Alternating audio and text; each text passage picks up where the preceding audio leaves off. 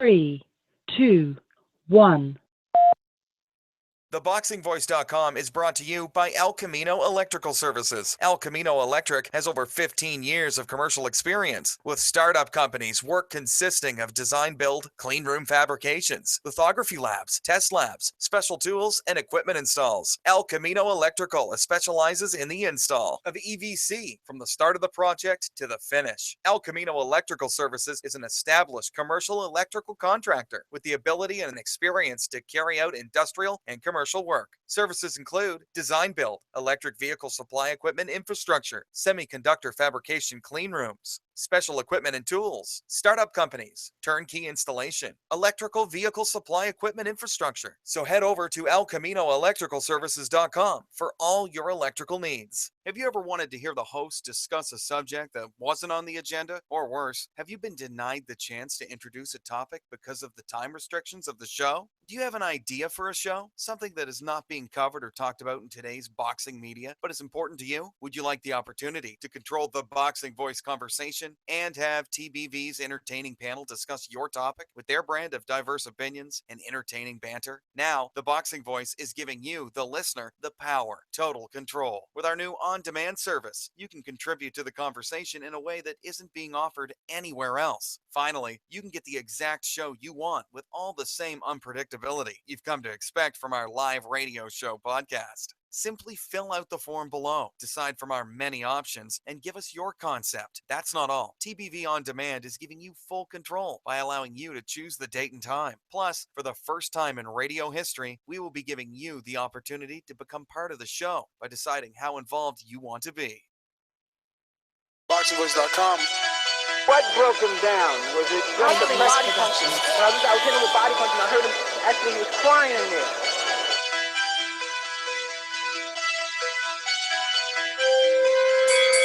You're saying that Biggs was crying when you hit him? Yes. When did that happen? And perhaps the fourth round on. ThaBoxingvoice.com. So that you knew you had him by that time. Absolutely, but I knew he was tough and taking those punches. DBLC Productions.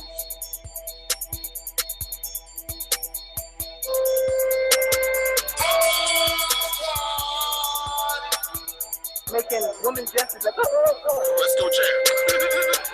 It's the champ. Keep sharing the champ. With the fake champ. It's how you might make us go.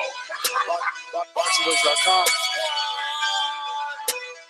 I'm a team like he's a C+ fighter. I'm a dominate, I'm a dogfish fighter. I'm talking about punishment.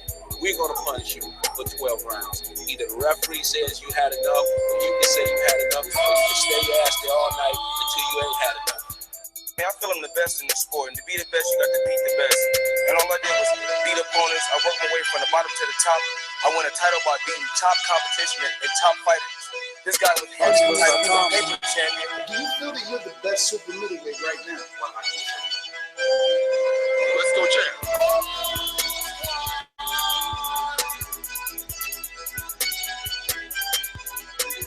He can bring the pressure. He can box. I'm a true champion. I'm willing to do his turf in Atlantic City. I'm going to step on him. I'm going to crush him. Y'all can mark my word to this. I'm going to crush him. He's a C+ fighter. I'm an A+ fighter. Come Saturday night next week, all the fans tune in because I'm going to dominate. This guy is flat footy swing wild. I'm not worried about who his trainer is because the trainer can't get in there and fight for him. DBLC Productions. ThaBoxingvoice.com.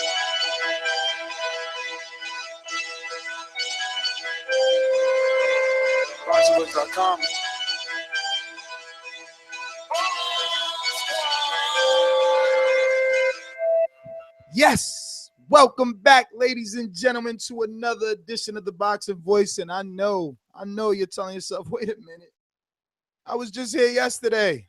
But that's how the cookie crumbles. There's a lot of news to talk about, and the Boxing Voice doesn't let you down. When there's a show to do, we get the job done. So there's a lot to talk about today. We're going to be talking a little Showtime triple header, a little bit of Canelo, Triple G, K2 Promotions, Oscar De La Hoya. What's going to happen, the ring around the rosy with Canelo Alvarez, and is he going to decide on fighting or not versus Gennady Golovkin, and the news that he vacated his title. But without further ado, New Jersey's own. What's up, man? Yeah, I just want I say it's fight two. Stay focused. Stay working my dad. So it's fight two. Nice boxing voice. Listen, if he comes to fight, then I'm gonna have to look for him. I say it's fight two. I think you accurate. I am back. I am the casual fan. That's right. So yeah, ring around the rosy. The Canelo negotiations are happening as they are posted all over the Instagram and the Twitter and every social network outlet that speaks about boxing. This is the Boxing Voice. We have a good Showtime card this Saturday. And, you know, as it says, is it the Canelo audition? And there's not much more to say. So, yeah, I mean, I can't wait to hear what you guys say. So let's get on with the show. Should I go on and tell you to please drop a 5-star review on the iTunes? We are #1 in the boxing niche. And I have actually an iTunes review comment right here from Wenslado Gano. And the comment reads, Ness, before I started listening to TBV, I thought I was a hardcore. After listening, I now realize I am not. Now I consider myself a hardcore casual because I know more than casual, but less than you. I now listen to your podcast every week. When I first started listening early last year, I didn't like you at all. To me, it seemed you never lost an argument because you could just interrupt and say that you had to move on to the next caller. Now, I like you more and more I listen. You seem like an arrogant fucker, but for good reason. You know your shit. Even Georgie Porgy is growing on me, but in a different way. I would say he's like diabetes. It's a pain in the ass at first, but now, no matter how chaotic it is, you know you have to listen with it. No matter how chaotic it is, you know you have to live with it for the rest of your life. But sooner or later, you're going to lose a leg fighting it. He is pretty fucking hilarious, though. Tell him to stop ducking his crow, though, or he's going to look like Canelo's ducking ass. Keep up the good work. And just so you know, you have a fan for life. With respect, Wenslado Cano, a.k.a. the hardcore casual. P.S. Tell the fight doctor he is a good man. But yeah, I'm glad that we're creating characters between you and I, right? It's like a mixture of hardcore and casual. How do you feel not being the only casual, huh? You know, I was the first one to step up. You know, everybody was dissing casuals. I said, you know what, I'm a casual. I'm gonna come out and represent. And I'm glad that people are joining forces with the Boxing Voice and sending 5-star reviews. Well, speaking of casuals and you know, knowledge and things like that, you know, the problem is that when you think about boxing, you know, there has to be a world for both casuals and hardcores alike, you know. And like him, he's been learning with us. You will learn. We will all continue to learn. And this weekend's card with Showtime, it's kind of one of those things, you know, where some of our listeners may not know all these guys. Some, you know, might have heard the name. But to have them all on one card is a pretty good thing. It's a pretty stacked card. Meaningful fights. I don't know about the John Jackson versus Jermell Charlo. That's going to be the, I guess, opening bout, 12 round for the vacant WBC junior middleweight title. But these fights will be taking place on Showtime. And as you said earlier in the show, are these the Canelo Alvarez auditions, casual? And I think that you could be right. I think there's a strong possibility. I know that many may be saying, but wait a minute.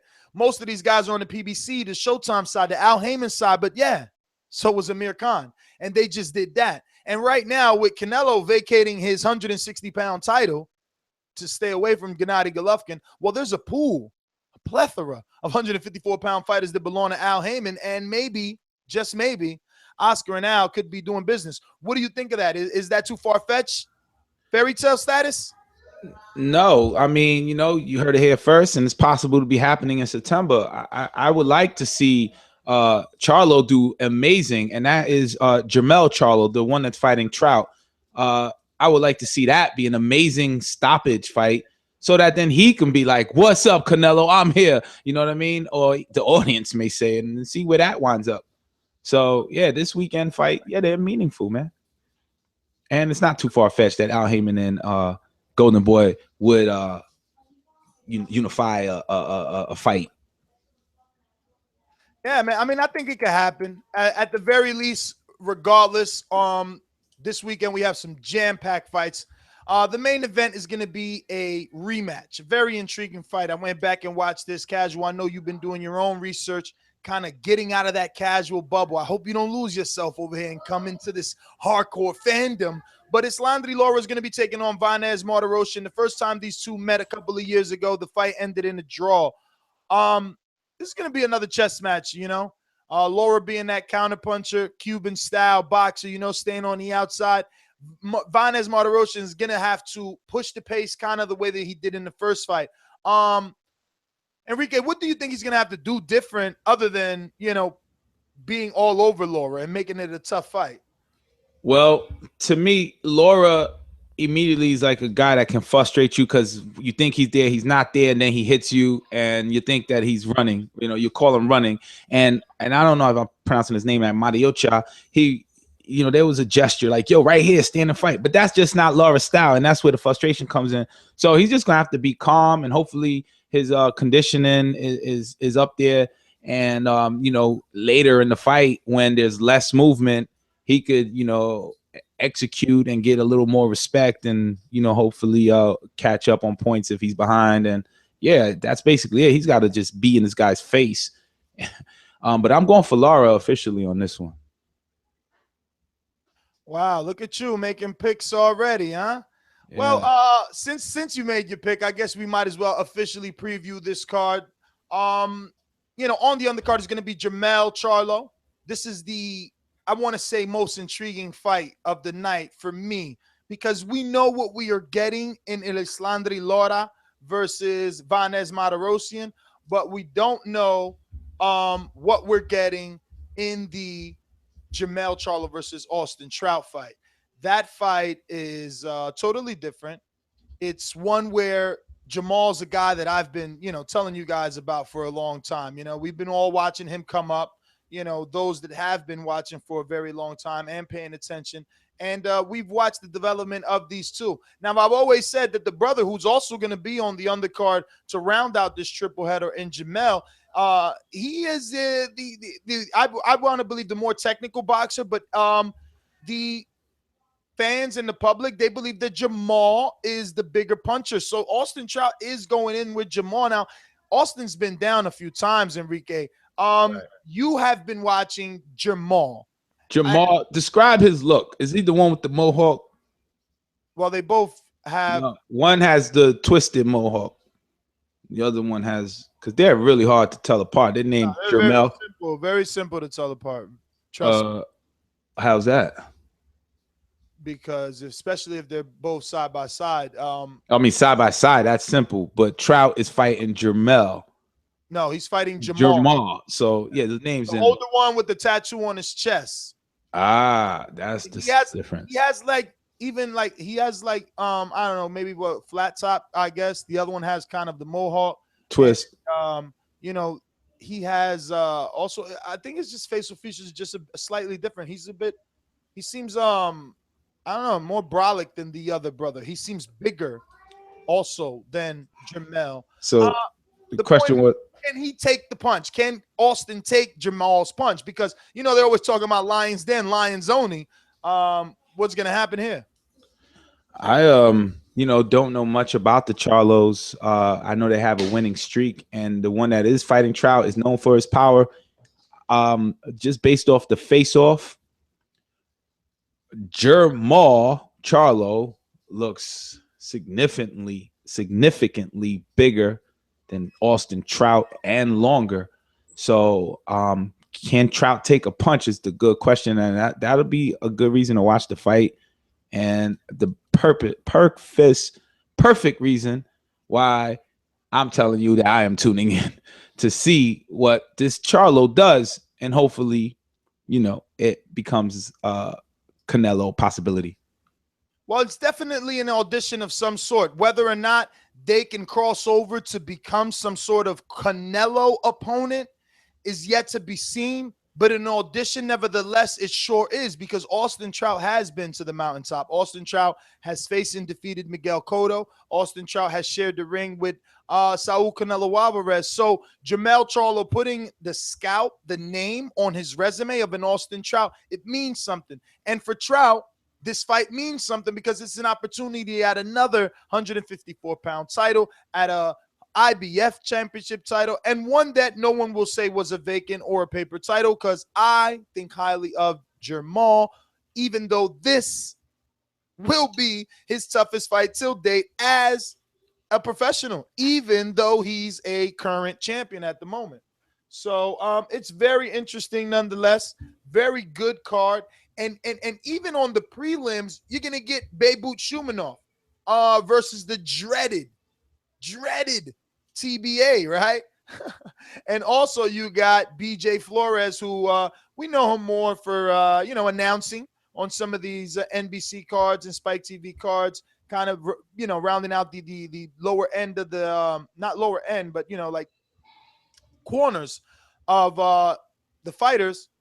But he's going to be fighting, but he's also in there with a TBA, but he's in the cruiserweight division. Both of those divisions are cruiserweight, both Beibut and BJ. So, they're keeping their cruiserweights active. Remember, we just seen Tapia and Tabiti, and on Tuesday we had Schimmel as well that was in the cruiserweight division.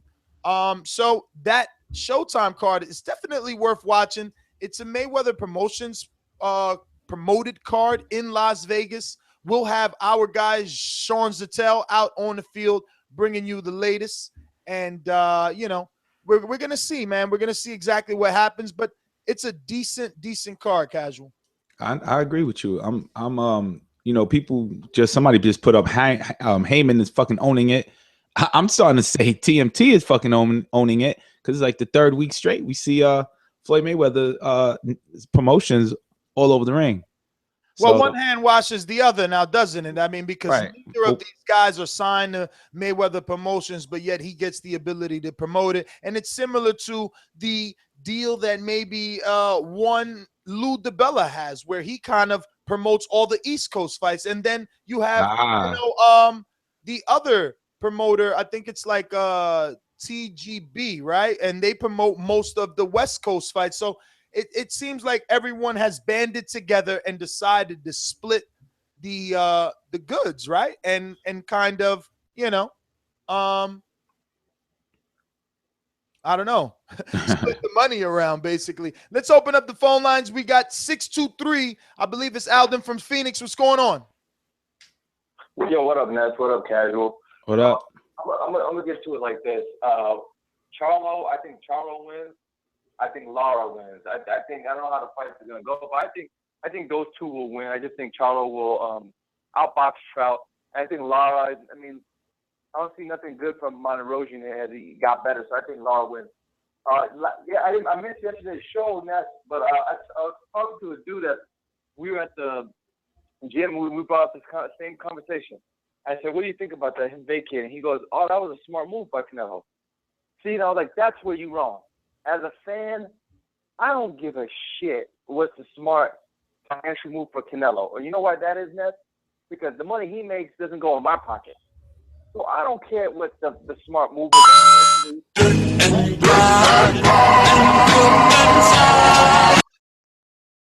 There you go. All we want as a TBV and the fans, what we want is to fight the best at the right time.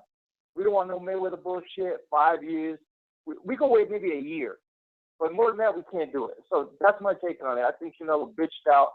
He might fight Triple G, but, what, he's going to force him to fight at a catchweight? Come on, that's bullshit.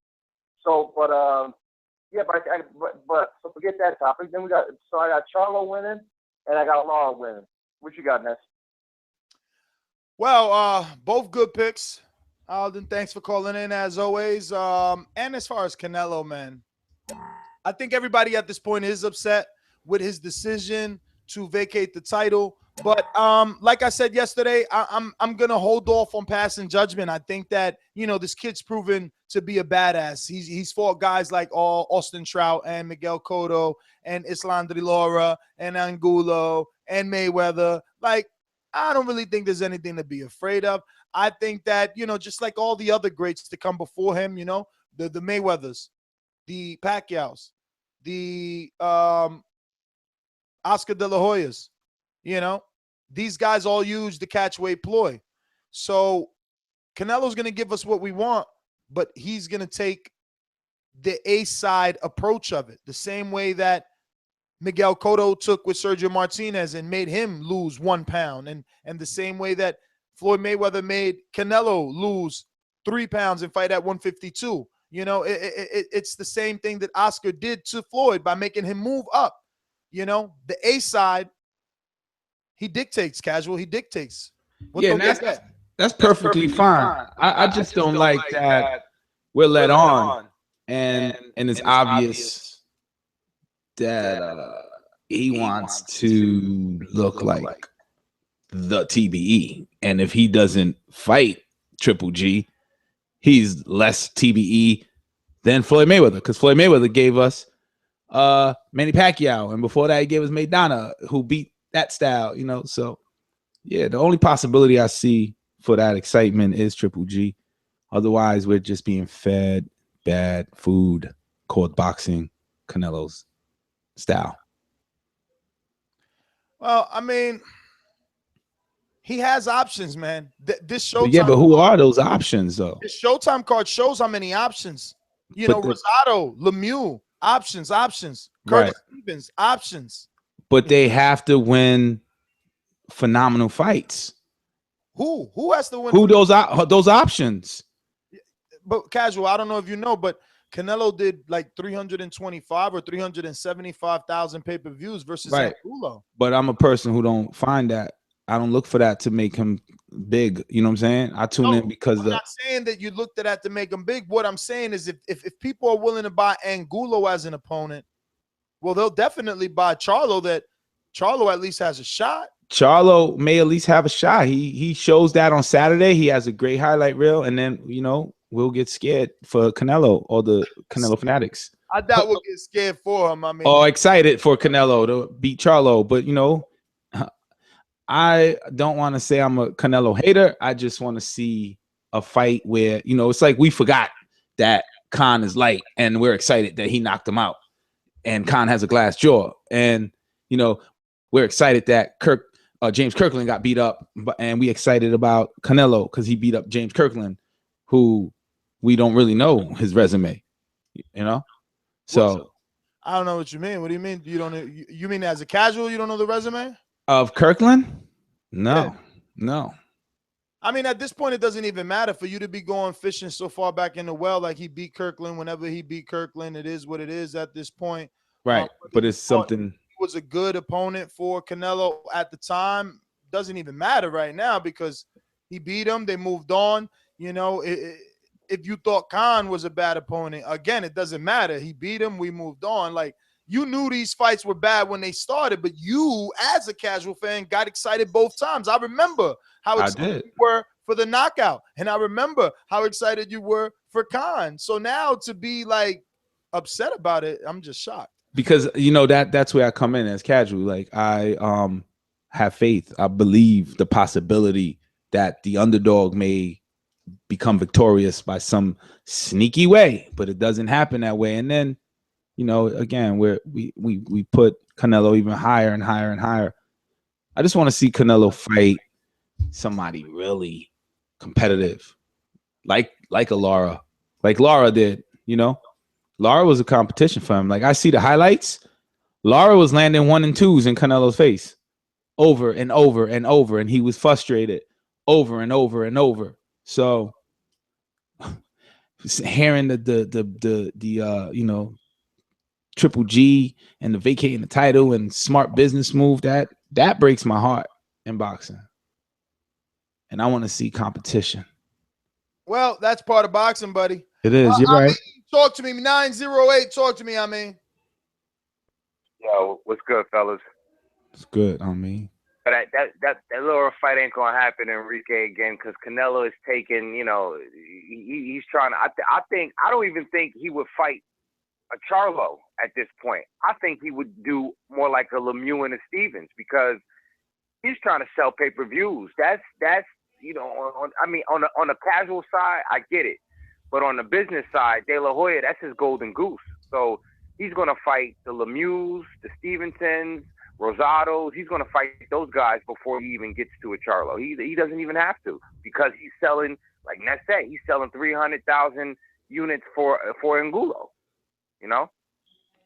Yeah. Well, the reason that I'm thinking that the Showtime card is some sort of audition is simply because he's in this Canelo zone at 155. He's not at 154 where the Charlos and everybody on Showtime is fighting, but he's also not at 160 where Gennady Golovkin is patiently waiting for him. So I'm thinking he dips into this pool and makes some sort of catch weight. Let's get acclimated to the weight fight, because we both know that Jermall Charlo has been saying that he wanted to move up and drop the title so that his brother could get that title. So, you know, that's my thinking.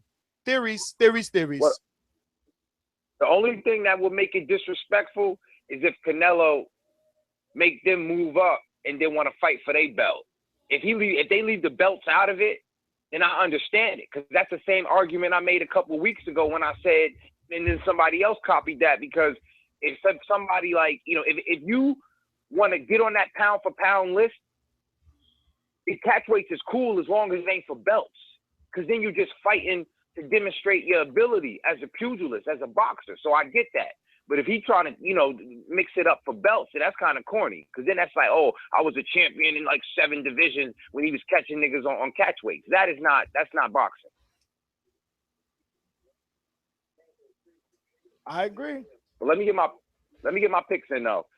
I got the Charlos and I got Lara-Martirosyan. I mean, it's a decent fight, only because, you know, the first fight was what it was. They, you know, just clear the air, and then Lara's got to make a move. Maybe Lara, and again, that's why I said I agree with Enrique. And Lara and Canelo would make sense for the fans, and it's a good progression to see Lara making moves at 154, and then he can double back and do a Charlo back then or whatever. But I also got I got 2 Charlos and Lara, and I think that's all who's fighting this weekend. So that's my picks, man. David Haye is fighting as well. 2 Charlos and a Lara, man. That sounds like you ordered at a restaurant. Yeah. So, yo, I don't really want to see Lara be the next fight, but if it does happen, you know, it'll be interesting. I don't think it'll. Nah, man, listen. Jan Zavic is Laura's last fight. Vanes Martirosyan would be this current fight. No way, Jose, am I okay with that being a comeback for a rematch. Like, you know, Canelo, even though, I mean, yeah, Canelo fought Cotto at the very least ever since Lara. You know what I mean? Since Lara, Canelo, what has Lara done? Maybe fight Trout. Maybe. We got to double check that. In the meantime, 813, you're live on the Boxing Voice. Talk to us. Who's this? Where you calling from? Man, this is Randall from Tampa. Randall, what up? Let me get my, how y'all doing? Randall. Let me get my picks in. I'm going to go with Lara. I'm going to go with Trout versus Julian Williams. You know, I'm tired of them East Coast hype jobs. You know what I'm saying? Y'all get behind these guys from the East Coast, Marcus Brown, all these guys, they let you down. Sadama Ali, the other guys. J-Rock Williams ain't scored me nothing in the ring. So I got J-Rock ain't fighting. J-Rock ain't fighting today, so I don't know what you're talking about. I thought it was Julian Williams, and that's J-Rock. You thought Julian Williams ain't fighting today. Who is the other Charlo fight? Who the young Charlo? Who the small Charlo fight? John Jackson. Oh, not the trainer. I apologize. But yeah, J-Rock is a bum. I'm tired of people talking about him anyway. This how you gonna call that man a bum? You guys are horrible with this bum stuff. Man, y'all got them NYC hype jobs, man. You know what I'm saying? New York bums. You know what I'm saying? I always get that Marcus Brown. I was watching that fight, man. I'm so sick of tired of them guys from up there from the East Coast with these fighters, and they was New York City champion and all that stuff, and them guys trash. Sadama Ali, all so just put them on that hype job. I don't call them bums. I call them NY hype jobs. But anyway, moving forward, this is a fighter who I like at 154. I done said his name a couple times. The guy name is Eric Walker. I need to hear him on the show, man. Go ahead and look him up. interview him one time, put him on the show, man. That dude fought on a PVC card. He beat Pearson. And nobody don't have him on TV yet again. This dude can fight on the inside. He can fight on the back foot. He pivot. He fight with two hands. He move his head. The guy got skills. And I think at 154, he an animal for all along. But, you know what I'm saying? I'm a ride on boy Trout in the upset, too. So I got Lara-Trout, Charlo this weekend. And Eric Walker, get him on the show, interview him, look him up, get his name out there. We need to see him on TV again. That's all I got. All right, Randall. Thanks for calling in. Randall, I sent you a little special message on yesterday's show. And if you don't know, I'm going to let you know. And for all little boxing fans out here that may not have Showtime, the Boxing Voice is able to offer you 1 free month of Showtime. So head on over to the affiliate sponsors page at ThaBoxingvoice.com. That's boxingvoice.com/affiliate sponsors. Click on the banner for Showtime. Get your free month. Got to do nothing. Just go get free. So, Enrique, so we got Randall calling in, taking shots at us East Coast boys and kind of messing up. Talking about Julian Williams when Julian Williams isn't fighting, but he's saying Julian Williams is a bum. I don't know, man. I'm gonna wait on that one. I know Julian Williams hasn't had a true opportunity to prove his ability versus a, I guess, formidable opponent. But the eye test, right? So many people use the eye test for different reasons. Isn't this one of those times when it should be used? Yeah, of course. But I don't know the guy Julian Williams, but it definitely will be giving him the eye test. He's on the undercard. He's fighting the other Charlo. No, he's not. He's not. He's right. Not. So You don't know him either. Wow. Yeah. So, and he's an East Coast guy. He is. He's from Philadelphia. All right. So I guess Philly fighters, they have that rugged gym. They will come in and they're rugged. So yeah, I'll look out for him. Yep. Well, I want to hurry up and jump out here to our Los Angeles correspondent, who obviously has been doing a lot of work on LA and been at all the functions there. So, Fernando, talk to us, man. What is the word on the street on your side of things? Word on the street is that Saturday, TVV will be periscoping a nice little surprise. Someone who hasn't been on Periscope with us on Saturday for a while. I was invited to his camp in Big Bear for his upcoming fight Memorial Day weekend. The one and only Sugar Shane Mosley will be with us once again on TVV, on Periscope. I'll film it. It'll be on YouTube later as well. So that's on that side. I'm working to go meet with somebody else Saturday in that neck of the woods. It is in Big Bear, and Riverside isn't that long of a drive from Big Bear. So I'll keep you guys, on note on that. But I actually called in because I wanted to talk about the fights on Saturday. And one name that, Ness, you are forgetting to mention that could fight Canelo and could be an audition. He's not fighting this Saturday, but he's fighting on June 11th. He's fighting on the Ruslan Provatnikov versus John Molina card, and that is Demetrius Andre. Yeah, I mean, he's definitely an option. I think that he's probably lower on the totem pole in terms of Canelo actually picking him because he's a southpaw. Don't get me wrong. Canelo has faced now, 2 with Lara and Trout. But I'm sure he's not going to be in a hurry to get in there with Andre, who definitely demonstrates like extreme boxing skill. I agree there. It might be probably the most difficult out of all the fights. Everybody still questions the Charlos. Lara, Oscar was adamant after the post-fight press conference between Lara and Canelo that he will not ever give Lara a rematch. So maybe the best bet would be the Charlo that beats Trout if Golden Boy and Al Heyman do decide to work with one another once again. I don't know if you heard the news today, but Top Rank settled their lawsuit with Al Heyman. So we might actually be able to get some Top Rank fights. And because you've spoken to Bob before, he's been trying to make some fights with like Jesse Vargas, Danny Garcia. Before Broner moved up to 147, he wanted to make Crawford versus Broner at 140. So, the promoters might actually start working with one another, and it'll be the best thing for boxing at the moment. Hey man, that's the world that I want to live in, and not this divide that we have where you have to either love PBC or hate PBC.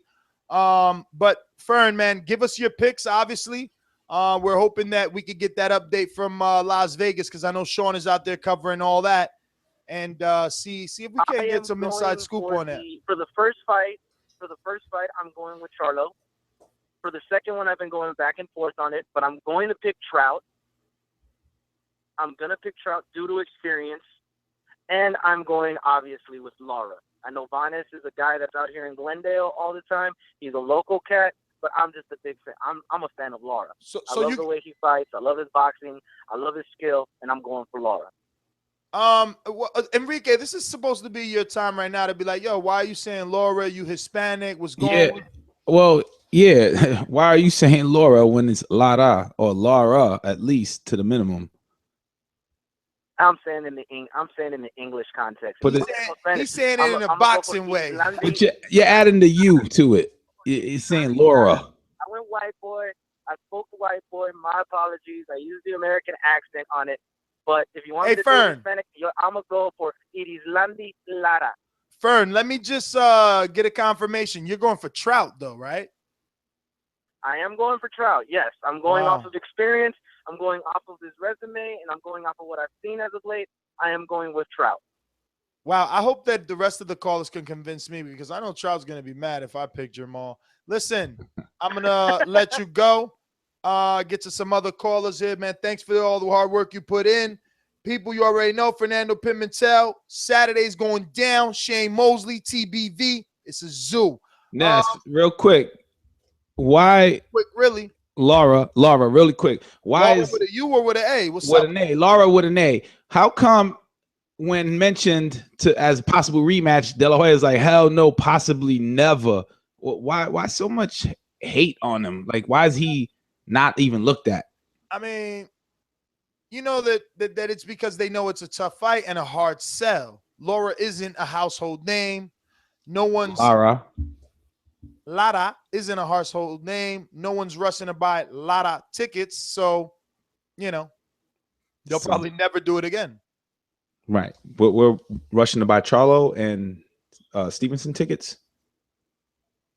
Well, speaking of Charlo, he is the odd twin out, because this fight puts him in a place where it's like, what did he do? And does it matter what he did? Now, I wish that Mario Munguia was on, because this was actually his topic, and his point was that it doesn't matter, because this title doesn't matter, because this is a vacant title, and John Jackson is a guy that we're not excited about. It's not a sexy fight. I don't know. I don't believe that. I believe that this doesn't make him the odd twin out. I believe this puts a bullseye on his back, because now he has a title. So everybody wants a title shot. And, you know, whether or not he won it in a vacant fight, a vacant title fight, you know, once he gets that belt and he defends it, oh, he becomes more and more of a champion, and with every defense, Enrique. Yeah. So let's move on. Well, I'm going to go ahead and take some calls here. Let me get to, we got some alumni on the line. It's been a minute. Not too long, but long enough. Ladies and gentlemen, I'd like to introduce to you a young fella, and he comes from the Magnolia.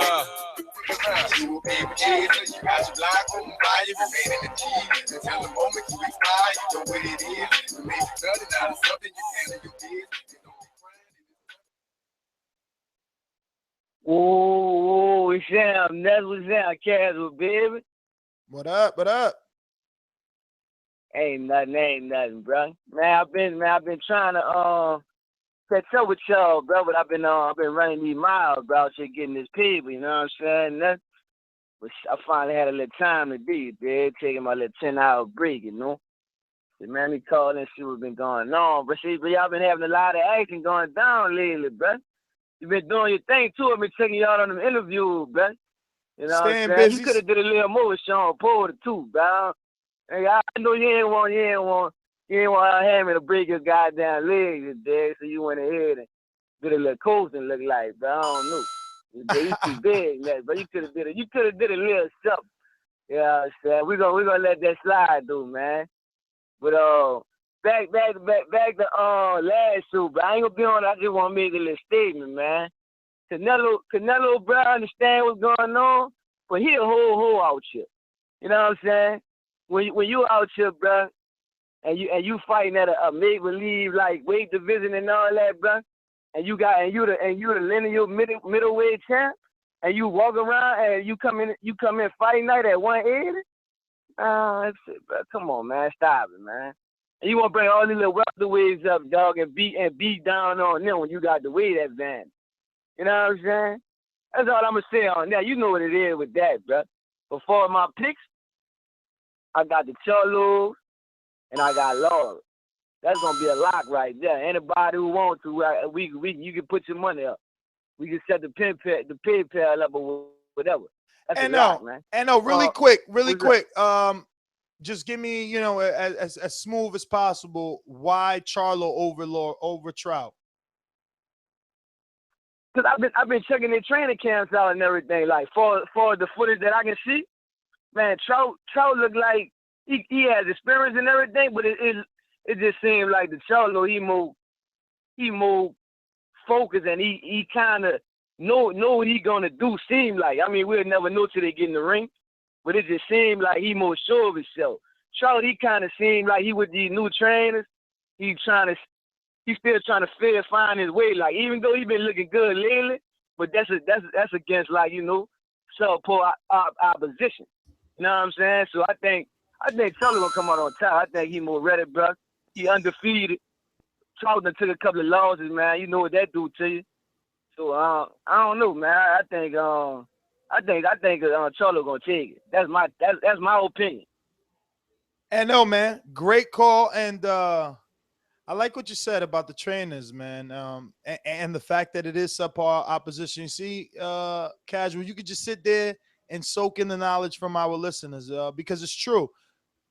Austin has been looking good. 4 straight knockouts since joining forces with Barry Hunter, who trains guys like Lamont Peterson, Anthony Peterson, Patrick Harris, who else? Adrian Broner, GT Great, So Trout went over there and he's being pushed. The Charlo twins talk about young, hungry lions. Well, there's definitely lions in that Headbangers gym. And we'll find out Saturday, have they turned him up enough? Because Jermall, he's a big boy that it's struggling to make that 154. So if he makes that weight, it's going to be a little bit of problems for Trout, man. I'm hoping Trout can stay on his feet since he's been going down. What's the over-under on Trout staying up? What do you think, Casual? He's going down or what? Going down, like, you mean knockout or going down like with an L? I'm saying going down like a knockdown, just a knockdown. Oh, knockdown. That's to be determined because I believe it is possible because just the size of Jermall, and but then NO struck a thought to me. Trout is way more experienced, right? He has better opposition on his card. Dude, like, he's been 12 rounds with Canelo, 12 rounds with Miguel Cotto. Lara. Been in there in tough fights. He's been 12 rounds with top-level opposition like Jermall has not. When the going gets tough in that 8th round and you got a guy like Trout that's been to the mountaintop still hitting you in the stomach, what's going to happen? Maybe, Charlo's going to do what he's supposed to do and react like all great champions do, but we don't know yet. Even Delvin Rodriguez is a tough opponent, right? Like a guy that's going to give you some rounds. But see, the difference is I feel like a guy like Jermall, he would have knocked Delvin out. But listen, that's neither here nor there. And Big Brother Noomsy's on the line, so we're going to bring him on in. Big Brother Noomsy. Big Brother Noomsy. Big Brother Noomsy. What's going on? How we doing? What's going on? Hey, man, I'm feeling real privileged right now. That's getting on so early. Big deal. Oh man, we on our job, you know what I mean? Me and Casual, we giving it back and forth like an old school Pippen and Jordan. Hey, love it. Ghostface and Raekwon, I'm loving it. Or Watch the Throne, Kanye and Jay-Z. I just got one question. I was definitely reading some notes. The vacate and Triple G vacate, getting that belt through the vacate. Canelo, I saw that on news. I saw news about Laura's trying to fight somebody. Let's go with that. Like Laura's already trying to Monterose, like Monterose is a bum. Yeah, he's already talking about he wants some Triple G and Canelo next. Yeah, see that dude, he tries to make headlines. I mean, his mouth move better than he do, as far as his movements in the ring, because he's not exciting, but he definitely knows the right buttons to push. So I'll give him credit for that. But I think he'll beat Monterose, and Monterose is not a bum.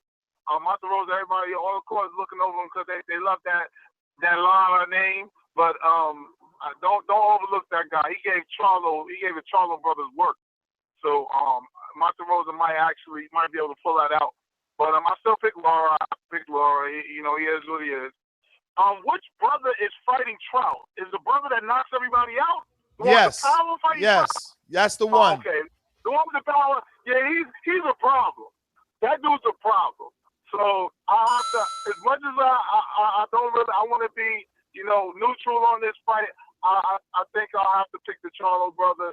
It's a hard sell with Trout. He's a great fighter. He's done great things, but I think this boy ready. His brother might lose though. His brother might lose because honestly, the other Charlo brother, the last two fights I've seen, they were giving him some questionable cards on those fights. He doesn't look he's not as impressive as his brother. I think he's going to be the first Charlo to get the L. Okay. Well, brother, man, thanks for calling in. Hey, no problem. Appreciate y'all. Love y'all, man. Love the show, man. Talk to y'all next week.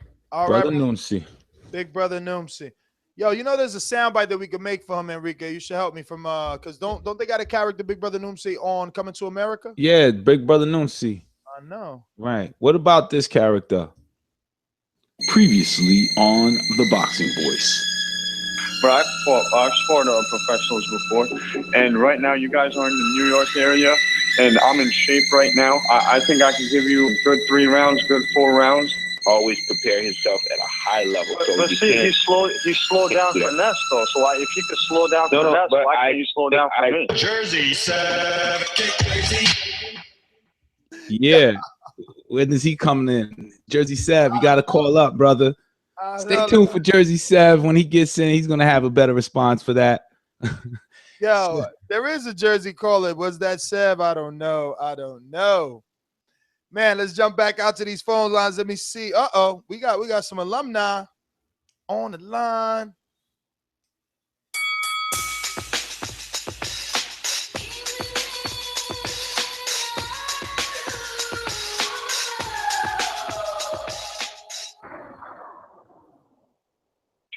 Yeah, what's going on, TBV? Fob, what up? What's going on, Casual? Yo, what's up, Fob? Man, I'm good, man. Yo, let me tell you a story. Last night, I was pissed off at Canelo. I swear to God. I thought that was some real vaginal shit he did, right? But then my lady walks in. So she knows, she sees me all into the Boxing Voice, onto my boxing, whatever. So, Boxing Voice goes off. She's on Google. She's like, well, let me see what Triple G looks like. Then it clicked for me right there. She don't know who the fuck Triple G is. So the average casual probably don't even know who he is. So there's no reason to even be mad at Canelo no more. I mean, for us hardcores, yeah, but at the end of the day, if you put somebody good in front of him, we're going to watch him, we're going to pay for it. So I ain't even mad at him no more. It is what it is. I'm still riding with my man because I don't think he's no punk. I think at the end of the day, that's Oscar, trying to protect an investment or whatever. But you do understand and recognize that everything you just said still means I'm giving Canelo a pass for ducking. Right. Oh yeah, without a doubt. Okay. Also, Buffy and hardcore. On the night of the fight of Canelo fight with Conor, I was asking people just out of my curiosity, yo, you watching the fight tonight? At least 6 people were like, who's fighting? So that says a lot about Canelo's and casuals. Oh yeah, that's true too. Yeah. More casual people know who Canelo is. And it was crazy because like my lady didn't know who the hell Triple G was. She was like, let me see what he looks like. She thought he was black or something. I was like, nah, white boy from Russia. You know what I mean? And she was like, well, this is the one you always talking about? I was like, yeah. She's like, you don't look that tough to me. I'm like, well, you ain't seen me fight. But, you know, that's when it just all hit me. Like, you know what I mean? It's like, I mean, all right, yeah, he's going to hear it from us hardcore fans, but the average Joe on the street ain't going to give a F about that, man. They don't even know who Triple G is, man. You know what I mean? I mean, numbers, we can lie, women lie, you know, men don't lie, but the numbers don't lie. You know what I mean? The pace they gave a chance, they gave him his platform to reach the masses, the casuals, and, you know, only the hardcore brought into it. So, and I don't want people thinking I'm a Triple G hater. I really think he's the good. I just think that, you know, he needs to prove that he's the good as far as his competition. You know, and it's not his fault that all the real relevant competition in his weight division don't want to see him. So that tells me something right there. You know what I mean? Regardless of all these other people from other divisions calling him out, I just know that the relevant competition in his division is they're not trying to see him. And it's crazy because this is the third champ that ducks him. That's crazy. From Sergio Martinez to Cotto to now Canelo. That's crazy. So he must be the truth. They must be seeing something that I'm not seeing. You know what I mean? Because of what he's fighting, he looks like he might be the good. But until I see him getting there with somebody real, I really don't know. But I just take the leap of faith because, you know, all these 3 different champs in a row is not going to duck the same nigga. You know what I'm saying? Unless he's really that dude. You know, that's all I have to say on that. But as far as the fights, I got Charlo because I think that Southpaw stance is going to give that Charlo boy some problems. And because of the experience factor, he's been in there with Canelo, possibly got robbed in that fight, you know what I mean? And then he beat Cotto, you know what I mean? So I think the experience and that Southpaw factor is going to give the Charlo brother some problems. I think the other Charlo is going to walk all through this other dude. I think that's more so of a showcase for him. And I got Lara over, I can't pronounce it, Martirosyan, is that how you pronounce it? Martirosyan. And I think this time, Lara is actually going to make an effort to look good and showcase his skills and his ability and possibly go for the knockout. And that's all I got to say. And the only thing I want to say is we all boxing fans, we all love the sport, we the racism and all that other BS out of the sport, and let's just all, you know, be fans for who we like without being disrespectful to our fellow fans because they have a different opinion. Peace. Well, thank you, man. That's right. But I have to disagree with the duck, Canelo. I don't give him a pass. And yes, I hope Lara showcases his goods really well this weekend. Disrespectful. You're just gonna straight up call him a duck. You don't even know what's going on. My fault. You're right. You can wake up tomorrow and the fight is done. Like we don't. It might possibly be done, but I'm looking at it from what is being laid out as. I mean, you are a casual, so I guess you have every right to react like one. Well, my fault. I was lost for words. From the champion Canelo. For the hardcores that care, on an untelevised fight, so you'll be having to find a stream somewhere from a snowy night in Moscow. Denis Lebedev is going to be taking on Victor Emilio Ramirez in a 12-round WBA and IBF cruiserweight unification. Cruiserweight unification, again, cruiserweight being a division that obviously has been getting some television time, but this big fight, probably most meaningful fight in the division, isn't being televised. But hardcores alert. Denis Lebedev versus Victor Emilio Ramirez. Find yourself a stream. Casual. Yo. Prove me right. Do you know these guys? Not at all. But I do know Devin Haney's fighting this weekend, right? On televised. I saw that on Instagram. He will be fighting. Do you want to report on it? I don't have much information other than he is fighting for the first time being broadcast nationally. And I believe CBS Sports, right? MBS, is it NBC Sports? CBS Sports. In Las Vegas. In Las Vegas, but we can on the undercard of the Arif Magdomed versus Andrew Hernandez, which is a 10-round middleweight fight. And the undercard would be John Vera versus Joey Rulias in the middleweight fight, and Haney's going to be on the undercard of that. Also in action on Unimas in Laredo, Texas. Mario's neck of the woods, not necessarily, but, you know, obviously Texas, whatever. Raymond Beltran is back in action, but he's going to be taking on Ivan Nahara, who is a former opponent who lost versus Felix Verdejo and then Saul Neno Rodriguez, who's trained by Robert Garcia. So Ivan Nahara trying to bounce back, but definitely bouncing back tough. Casual, how tough? I'm going to ask you. Do you know Raymond Beltran or Ivan Nahara? I remember Ivan Nahara. He gave a name brand fighter a fight recently, but he lost, right? Yeah, on HBO Latino versus Felix Verdejo. He's the guy with the tattoo, short. Yup, really tough fighter, really tough guy. Yeah. Really tough guy. Yeah, I know him just right there, began and stopped. So I do know him. And listen, ladies and gentlemen, for those of you that have been waiting or thinking that Jameson the Rocket isn't on the show or isn't part of the show. Actually, James, you should call in since you're listening in.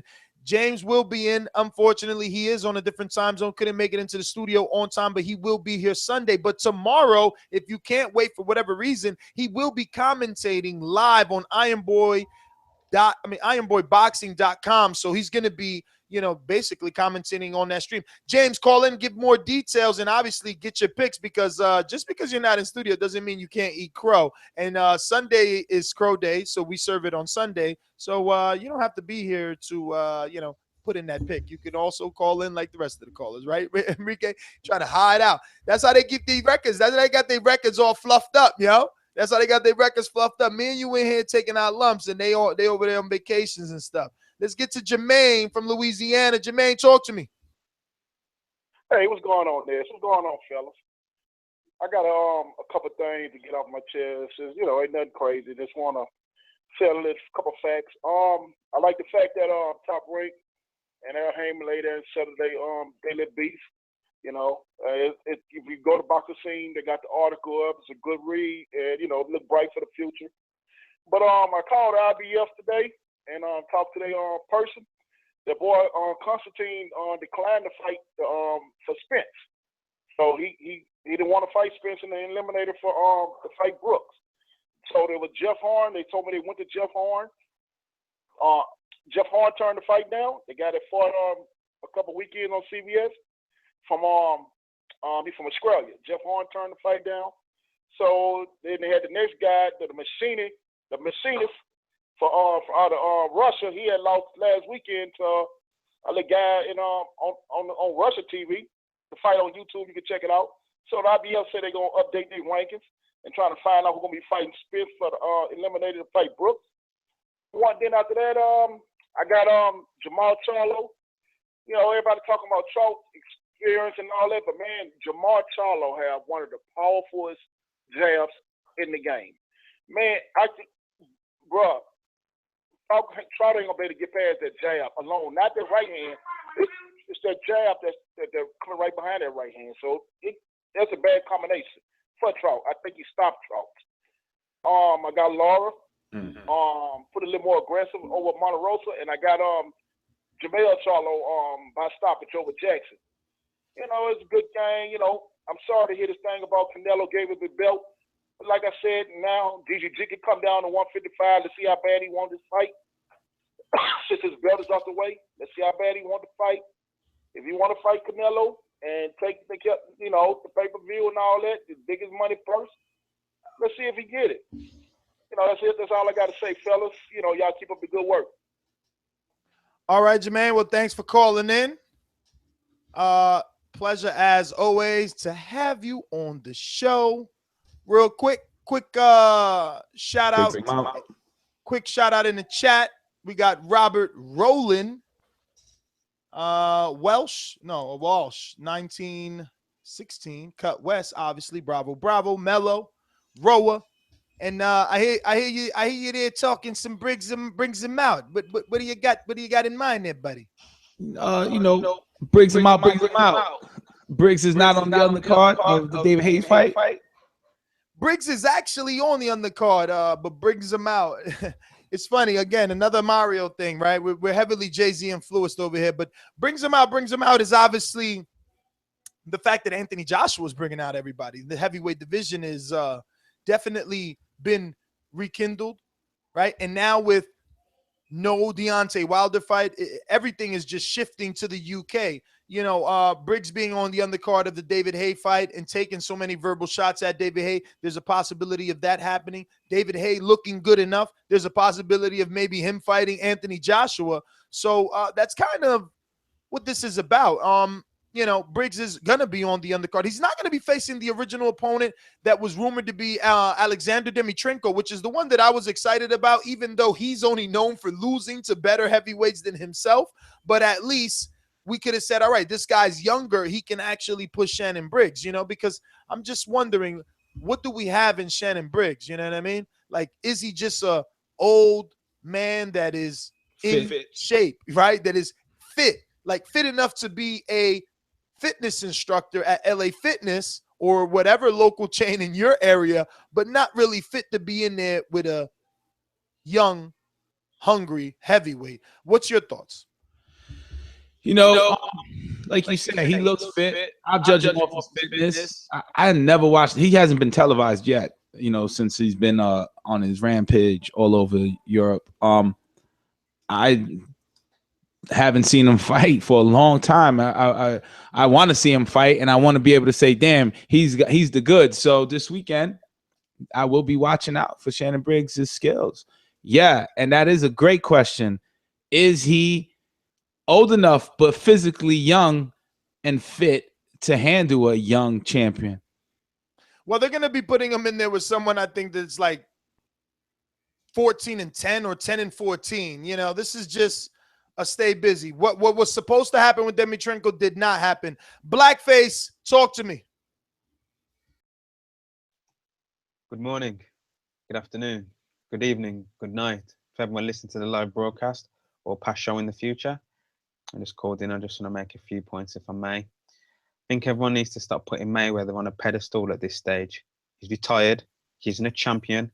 He isn't ranked in any division, so he can take part in any exhibition bout that he damn well pleases, whether that's with some MMA dude or some idiot at heavyweight or you know, bantamweight or whatever. That's completely up to him. In regards to Canelo, I think it was pretty funny when he said he's not going to be forced by artificial deadlines. Yet he knew about the deadlines from when he beat Cotto. Cotto and Canelo, you know, they fought and Canelo won. Then Canelo and GG agreed to have one tune-up fight, and then they're supposed to get it on. They signed contracts and stuff according to the WBC. And people need to stop making this a popularity contest in regards to, you know, GGG not being a big enough star for Canelo to fight. Because if that's the case, you know, Canelo should have never tangled with someone like Trout. Because, you know, Trout isn't really that big of a star either. If Trout's qualified, then GGG is qualified as well. To me, you know, people are saying, you know, oh, it's not really a duck.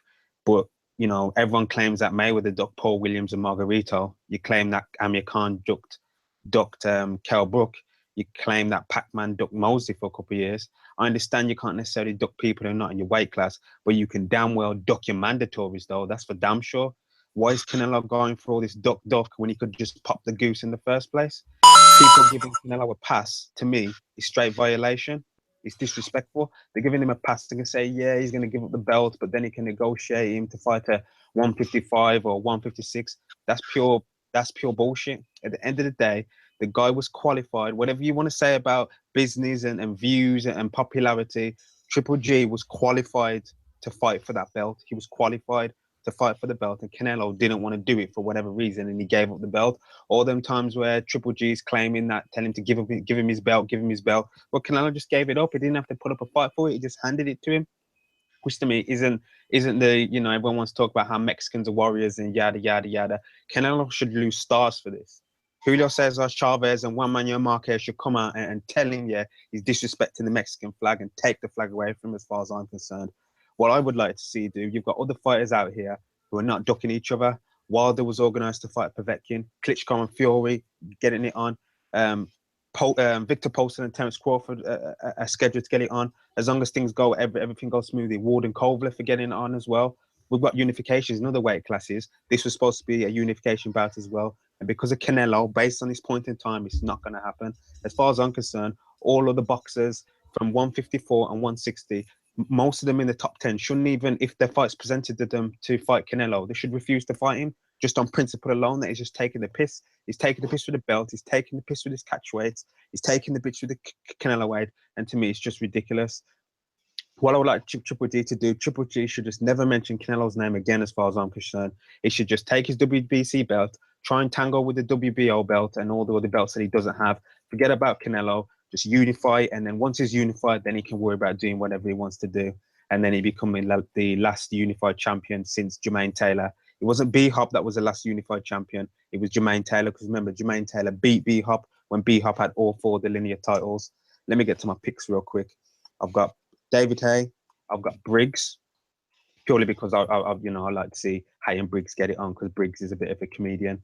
I've never seen the Charlo brothers fight, but I've heard a lot about them, so I take the 2 Charlo brothers. I'll take Lara, and I'll also take that Australian kid, that Joseph Parker. He's in some IBF title eliminator for what's his name, AJ's IBF title. So, I'll take Parker's. I understand that he's fighting in Australia this weekend as well. So that's my call. I finished talking to everybody. There's nothing wrong with aiming too high and missing. The problem is when you aim too low and reach it. Blackface, over and out. True Gotta fan. love it. True Gotta fan. love it. True fan to boxing, because his last call, he was like, Canelo, you don't need to apologize. Walking up to a guy and making sure he's okay after you knock him out. You give him the go, suck it. And now he's like, Canelo, you deserve to be taking your flag stripped and you lose stars.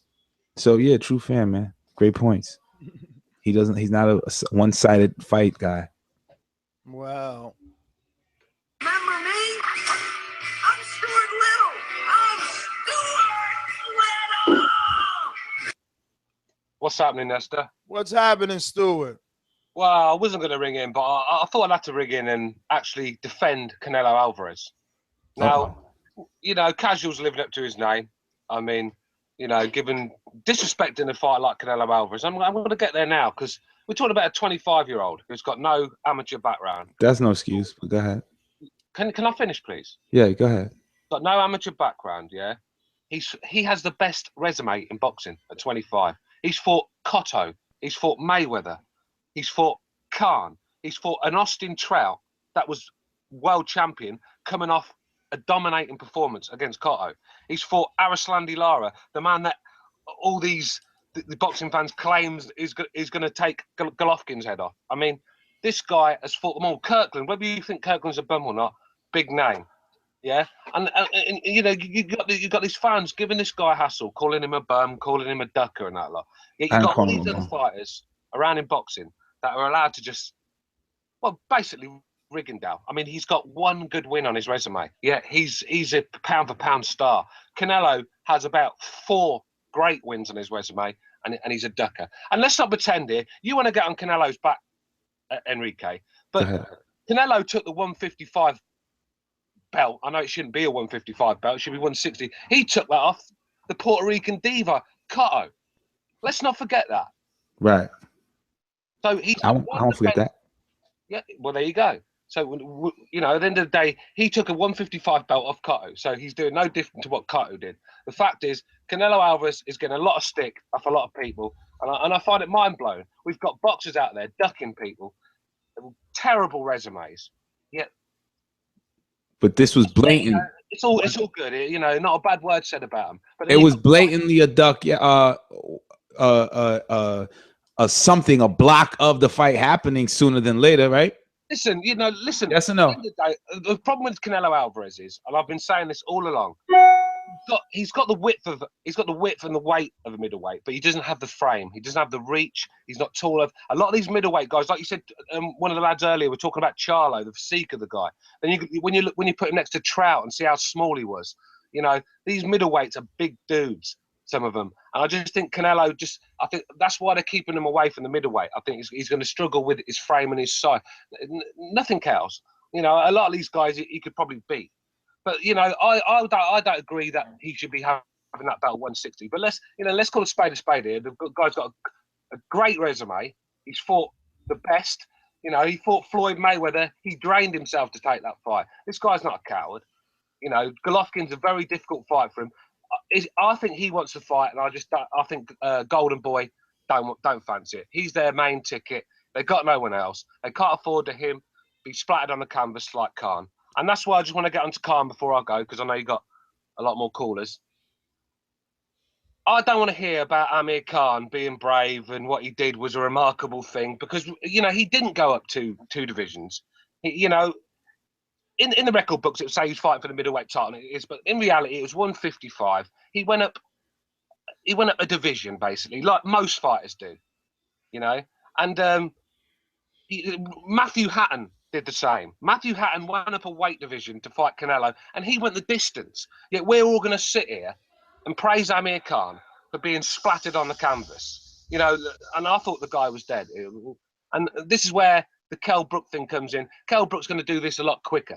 You know, Canelo's patient. He takes his time, you know. But Stuart, does it matter at this point if Kell Brook does it? Like, I mean, how many times does it take for you to realize that anybody with power can knock out Amir Khan? And this is what I've always been saying, Nez. It doesn't matter what division you put this guy in. It doesn't matter.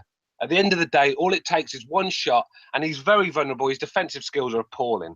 I mean, we keep saying about his boxing skills. He throws when he's throwing his hands, he's just letting his hands go. It's all about speed. It's not about accuracy. It's not about venom. It's not about precision. It's just let the hands go. No power. His defensive skills are awful. You know, when Canelo feinted him and then stuck the right on him, you see the feint and closed his eyes and stuck his left hand in the air. You know, it doesn't matter what division you put this guy in. He's getting knocked out against any puncher. But yeah, that's my point, really. I'm going to let you move on. Stewie, wait. Let me ask you a Triple G Canelo question really quick. All right, so let's say the fight does happen. So Triple G is then the handicap horse at 155 fighting Canelo Alvarez. Is that what you want? Is that what you prefer? Horse? What the hell is that? Yeah, because when there's a good horse, they handicap him to make the least good horse look better. Oh, like in a horse race. On a horse race. Oh, I don't. Yeah. So does that? What do you feel about that happening? If people look at it that way, is Triple G any good at a lower weight? Well, this is it. Why should Triple G, a unified middleweight champion, go down an ounce? The same reason that Canelo went down 3 pounds to fight Mayweather, the same reason that Mayweather went up to fight De La Hoya, the same reason that De La Hoya went up to fight Bernard Hopkins, the same reason that Bernard Hopkins gave away 5 pounds to fight Kelly Pavlik. Like, what are you talking about? Yeah, but look, it's this. Going down a few pounds to fight Mayweather, there's a big reward for it. Few pounds, huh? So few pounds. And there's not a big reward with Canelo Alvarez, huh? No, not really. I mean, he did 400. Him and Khan did 400,000. I hear. You know, Mayweather's doing $1 million. You know, so I know what you're saying. All right, it's a tough one. Hey, so you tell me, what's a better upside if you're getting $3 off for every pay-per-view of 400,000 or 97,000 or 150,000? I know what you're saying, Nez, but I just don't. It doesn't sound like it because you're saying the exact opposite when you shouldn't be. No, I know what you're saying, but I just don't think why should Golovkin go down to take that fight? I just don't see why. Well, he's got his belt now, so he doesn't need to go down. But if he wants to fight, he could go down. Now is 157 too high for Canelo? It shouldn't be, though. It shouldn't be. But this is not that world we live in. We live in the world where every man is trying to get an advantage. Right. That's why Povetkin popped. Everyone's trying to get an advantage. Well, we don't know that yet. What don't we know? That the 3 tests were positive? Don't we know that? If you do a bit of research on that, why did the WBC postpone the fight? If this guy's failed a drug test, you don't postpone it, you cancel it. So there's more to it than meets the eye. Stuart, there isn't more to than meets the eye. This is what's going on, okay? The man tested for a banned substance that in his country, I believe, they just banned it. All right, and that's okay, but it doesn't mean anything. It's still a banned substance. That's still, when you look it up, it still says it enhances stamina and endurance. It's a blatant cheat. A cheat is a cheat. But wasn't the end of the limit that you could have? I heard he was under the limit that you could have anyway. Because there's only a trace, Nesta. It's not cheating. No, it's cheating. Hey, it's cheating. If I start to take, listen to me. Who's the one putting on 15, 20 pounds If you hit me up on Skype and you like, hey, yo, if you give me $100 and click this link, I'll make sure you get 10,000 extra downloads every month. And just because I only received 2,000 out of them 10, it's not cheating. I didn't inflate my number by using your service. Knock it the off. Well, listen. Hey, who's the one that's putting on 15, 20 pounds of muscle? Your buddy Deontay. So, but he didn't test positive. So let's stop putting things into the universe so they could stick to the wall when they're not factual. What's fact is Deontay is clean by VADA, the best testing that is done in boxing. Okay, the people that always catch someone, he ain't test positive. So don't turn it around on him. Why are you making it that he gained muscle? So what? Obviously, he gained it naturally. But you want to push out that he gained it in some way it's irregular, even though he tested positive. What type of man are you? What are you insinuating? Well, like I said, we're going to see in the court case. I mean, you know, we get all these boxing fans in the chat. They're all experts, aren't they? Yet none of them are fucking making a cent out of boxing. They're all experts. You know, whenever they don't hear something, I told you before, Stuart. Though I told you before, don't pay attention. It's all calling me names. At the end of the day, we'll see how it goes in the court case. But if you want to look at drug cheats, then look no further than America. The place is full of them. Maybe so, but all we have is what took place last week, and Wilder was clean, Povetkin was not. I mean, Still, you gave a good Canelo education, though, but so applaud you for that. Well, you know, at the end of the day, you've got people in the chat that have never wrapped a fucking hand in their life. Stuart, you're too educated to be paying attention to the chat, my friend. Like, why? Why would you even do that? But anyway, we're going to move on to some other callers. We got JD, our very own Daniel Jacobs. Talk to us. Yo, what's going on, man? Yeah, that dude Stu, he crazy, man. How can you just accuse a man like this other guy tested positive? Like, and all right, what if your boy Bomb Squad, what if he tested positive? The same exact scenario. Let's flip that around. Would he defend that? Would he have your same argument? That's crazy. But anyway, man, I just really called in to make my picks, which is Charlo, man. I'm real high on them dudes, man. Me too, man. This is such a. It sucks to have to pick this fight, man. It's real easy. Trout's gonna get off. He's gonna get off of the mat like twice, maybe 3 times, but he gonna finish the fight. But he gonna get hurt like 2 or 3 times in that fight. Like this dude. Like, I'm gonna tell you something, and it might sound far-fetched, but I look at Charlo exactly like both of the Charlos, actually. I look at both of them like I look at Errol Spence, just in a higher weight class. Like, how sharp they be in the ring. It's crazy. Like, shout out to, I forgot their trainer's name. Derek James. Yeah, well, I give the credit to Ronnie Shields. Ronnie Shields. Yeah, Ronnie Shields. Yeah, I give the credit to him, man, because he basically raised him. Well, Ronnie has Jermall, who is fighting Austin, and Derek James now has Jermell, who's going to be fighting John Jackson. No, listen, no disrespect to James, but I'm saying those dudes grew up under the tutelage of Ronnie Shields. Now, James got, Errol Spence. So, I mean, he got a sharp dude, too. I'm pretty sure he nice with the training skills, but Ronnie Shields is proven, man. He got multiple fighters coming out of that camp. But, yeah, man, as far as the other fight, Martirosyan, Lara, I'm going with Lara, man. I think Lara is going to prove a statement in this fight. Like, he gonna show y'all that he ain't this born fighter that everybody's saying that he is. And I think he's been on that for a while. But that's all I got, man. Hey, JD, how is it that you think that Lara could somehow make that first fight entertaining? Because how is he going to prove to us that he's not boring in a Vanez fight? This is a tough fight to look good in. Yeah, you know what? But I think in the first fight, I don't know. I don't think he took it as serious or something. I don't know. But this fight, also too, somebody said it earlier, it looked like he's improved since the Canelo fight. But I just think he got a chip on his shoulder since the Canelo fight. Because I know that he won that fight, and he want to get back somehow to that level of fighter and prove that. That's why he's calling out Triple G. That's why he's aggressive when he's talking right now. So I just think he got a chip on his shoulder, and he's going to beat the shit out of Martirosyan this time. Well, that would be cool, man. But thanks for calling in. That would be cool for me, Casual. You know why? Because I had been so high on Lara. I remember when people hated Lara, you know? It feels it like was not cool to like Lara at one point. You know, I always liked Lara. I just don't understand why people don't like Lara's style. He's similar to Mayweather. You know, he's slick.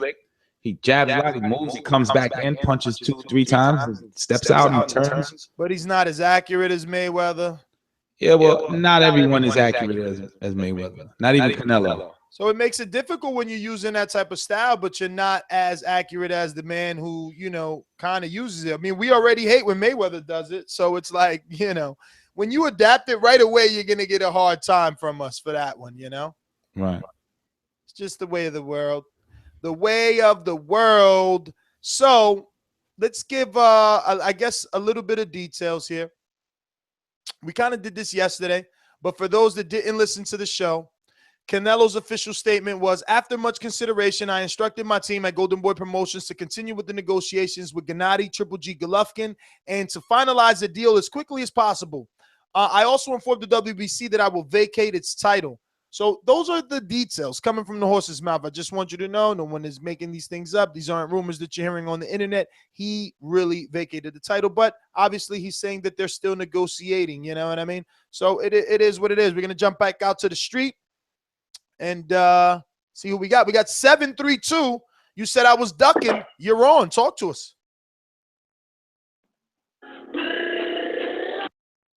Okay. I mean, I hear some Panda. That was Panda. That was definitely some Panda.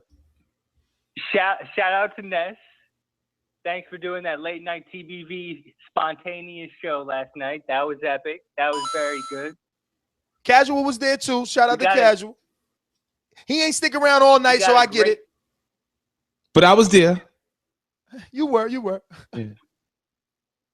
We got a great boxing weekend. This was like the biggest weekend that I was actually looking forward to, you know, with the Charlo fights and the Lara fight.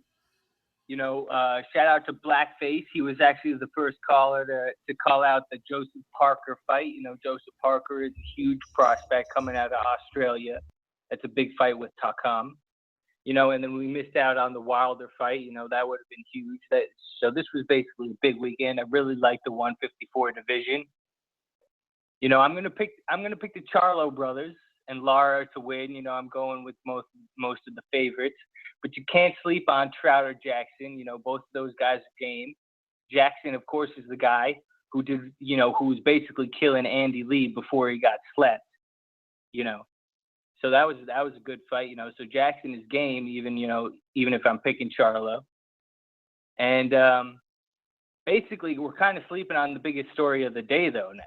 What is that? You know, the biggest story of the day is basically Arum settling with Heyman. You know, the question is, should we be doing a spontaneous show about, you know, all the crazy shows that we might be expecting now between Top Rank and Heyman? You know, are we going to see something with Bradley and all the welterweights with Heyman?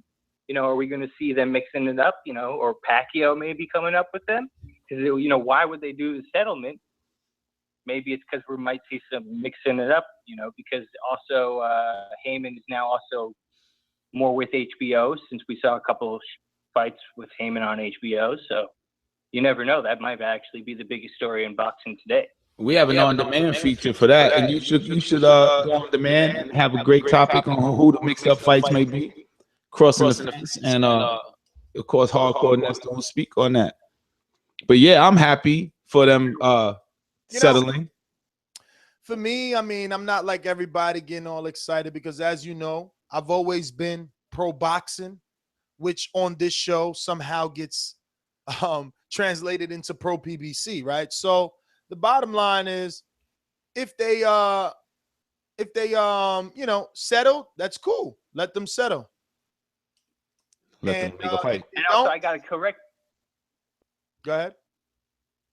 I was going to correct you on one thing. You kept saying that Canelo was like a 155-pounder when he fought Floyd, and he was coming down 3 pounds.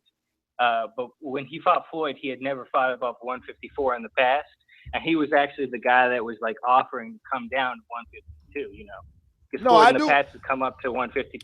I do remember. Cotto. So he was not a 155-pounder back then. You know, he became a 155-pounder after he fought Floyd.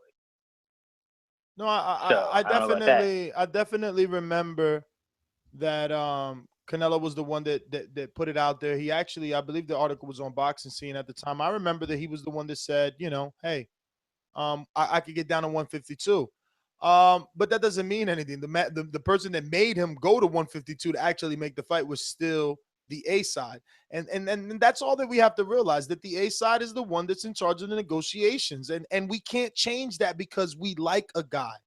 We can't change it because he knocks people out. And we can't change it because the other one is popular, because that's why he's popular. So, but can I seriously tell you why it's not a duck with Canelo? I'll tell you. It's really simple. It's because Canelo was never going to fight above 155. Sure, he fought the catchweight. Sure, he got the belt. But he took the belt because they were offered the belt to him. He never cared about the belt. He's not like Little G, who says that he's going to be coming after the belt and all he cares about the belt. You know, Canelo never cared about the belts, and I just don't never care about the belts. I don't understand you guys. We don't care about the belts. We want to see good fights, man. I don't understand that. Comes with a good fight. How is it that you say you want to see good fights, but one man vacates, yet you somehow find a way to talk about Little G? Yo, the hate for Triple G is ridiculous. I don't understand how he's not as popular as he is in the hardcore realm, right? Like, they always bring him up. No matter what call, somehow Triple G ends up on the call, Enrique. I know. Even when the Canelo's not part of it. Yeah, but I like the belts. Why can't we be like, yeah, he's the champion. He's fighting for the belt, you know? And when he won the belt, now it's like, oh, he won the fight. He beat Canelo. I don't get it. They're saying that Lara and Floyd Mayweather have the same 50% power punch accuracy. Address your error. Well, okay. I mean, maybe if on black and white, Lara and Floyd get hit the least and throw the same amount of punches. But you tell me, does Lara's performances look like Floyd's? That's all you got to say. Probably gets hit more. You know, I wish that they did, but they don't. You know, I wish that they did, but they don't. I am a Lara fan, all right? I am a Lara fan. If he's in Hialeah when I'm out there, we're going to say what's up to him. Real quick, I want to shout out my Pound for Pound supporters. The people that want to help us get to the Keith Thurman and the Luis Ortiz road trip to Florida, get you that coverage. Triple H 1200,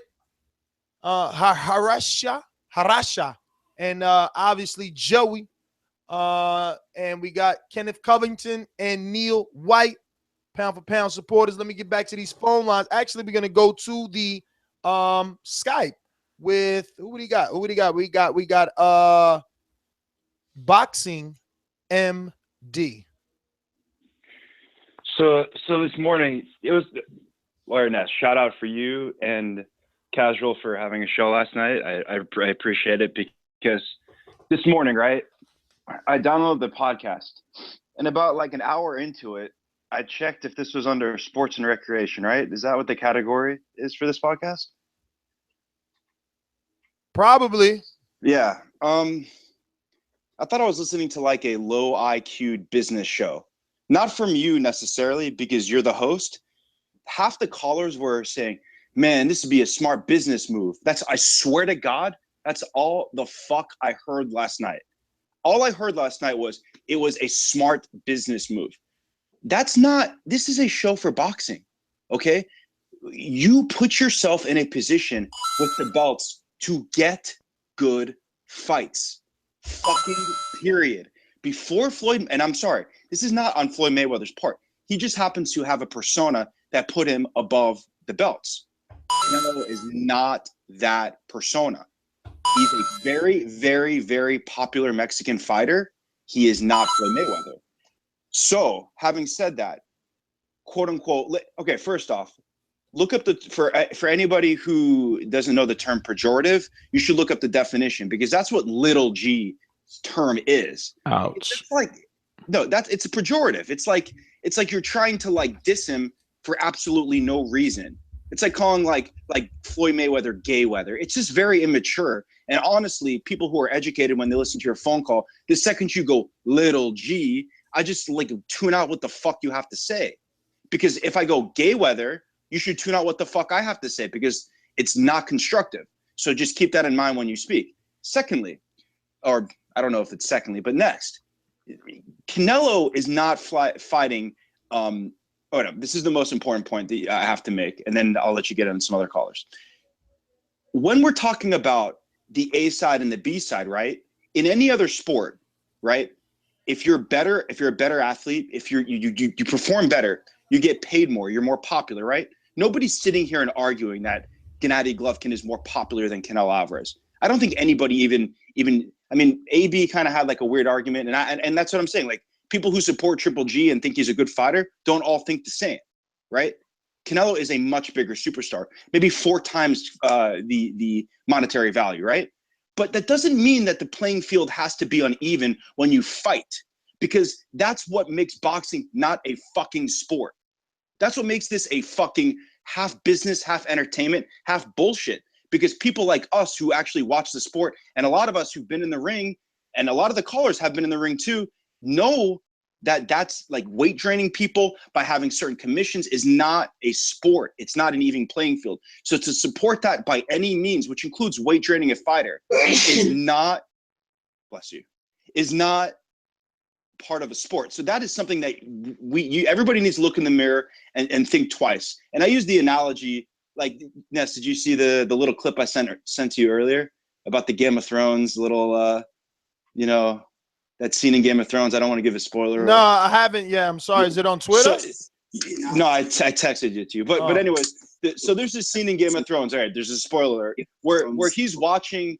I forgot to give a spoiler. No, I haven't yet. I'm sorry. Is it on Twitter? Address yourself, Michael. So there's this scene in Game of Thrones. All right, there's a spoiler alert where he's watching. So Jaime Lannister is fighting Barristan. I forgot his name, right? And he's Brand is sitting there, like in the background, watching over. And Michael. Sorry, guys. Okay, no, it's okay. So it pretty much, like, the analogy is bullshit. But bottom line is that I don't think that Canelo is afraid of Floyd. I think he's afraid of being embarrassed again, because the Mexican fans were all behind him when he fought Floyd Mayweather. He won 2 rounds maximum.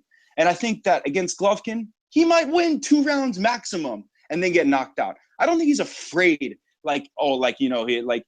you walk into a dark room and you're afraid of what you see. No, I think his ego is big, like any boxer at this level, and he doesn't want to get the shit beat out of him and go back to Mexico and see that.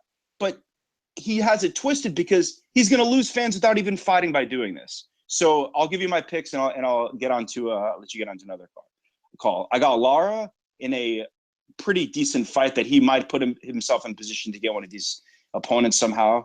Canelo won't fight him again. That's for damn sure. So maybe Golovkin will give him a shot. I got, is it John Jackson? Yes. I got John Jackson with the upset. And I got Charlo beating Trout, the other Charlo. Can I know why you're picking an upset? What has Jermell done? Is that the softer punching Charlo? Yes. He doesn't commit to punches, and I think with that type of style, with John Jackson's not bad. I could see him with not being able to hurt him, being able to land a big punch on it. I don't know. I just see him being clipped in that shot, in that fight. I think Austin Trout used to be a great fighter, but I think he's more motivated as a broadcaster. So I think that's a wash. I think honestly, Austin Trout gets knocked out. But I mean, is that not? You think that's obscene for me to pick John Jackson in the upset? Not obscene. I'm trying to find out why people are picking against Trout. Because listen, I've always been high on Charlos. You know that, but I'm trying not to be the one that's picking them this fight, like, or bigging them up. I'm trying to hear why you guys are sold Is it on him. Jermall? Is Jermall the one fighting Trout? Yes. I think Jermall is going to knock out Trout and look very nice. Like that's going to be a great performance for him. Because, like I said, Trout's a name, and I think that I don't know. Like John Jackson was looking really good against Andy Lee before he got caught, and Andy Lee hits hard, and he was looking like his hands are. I don't know. I just think that's a hard fight for him. But we'll see. That's why I watch the fights, right? Yo, so what any sweet bets? I actually found you wouldn't believe it. I mean, you're not looking on YouTube, but I got a haircut, right? So I'm actually, this is my second time going to this barber.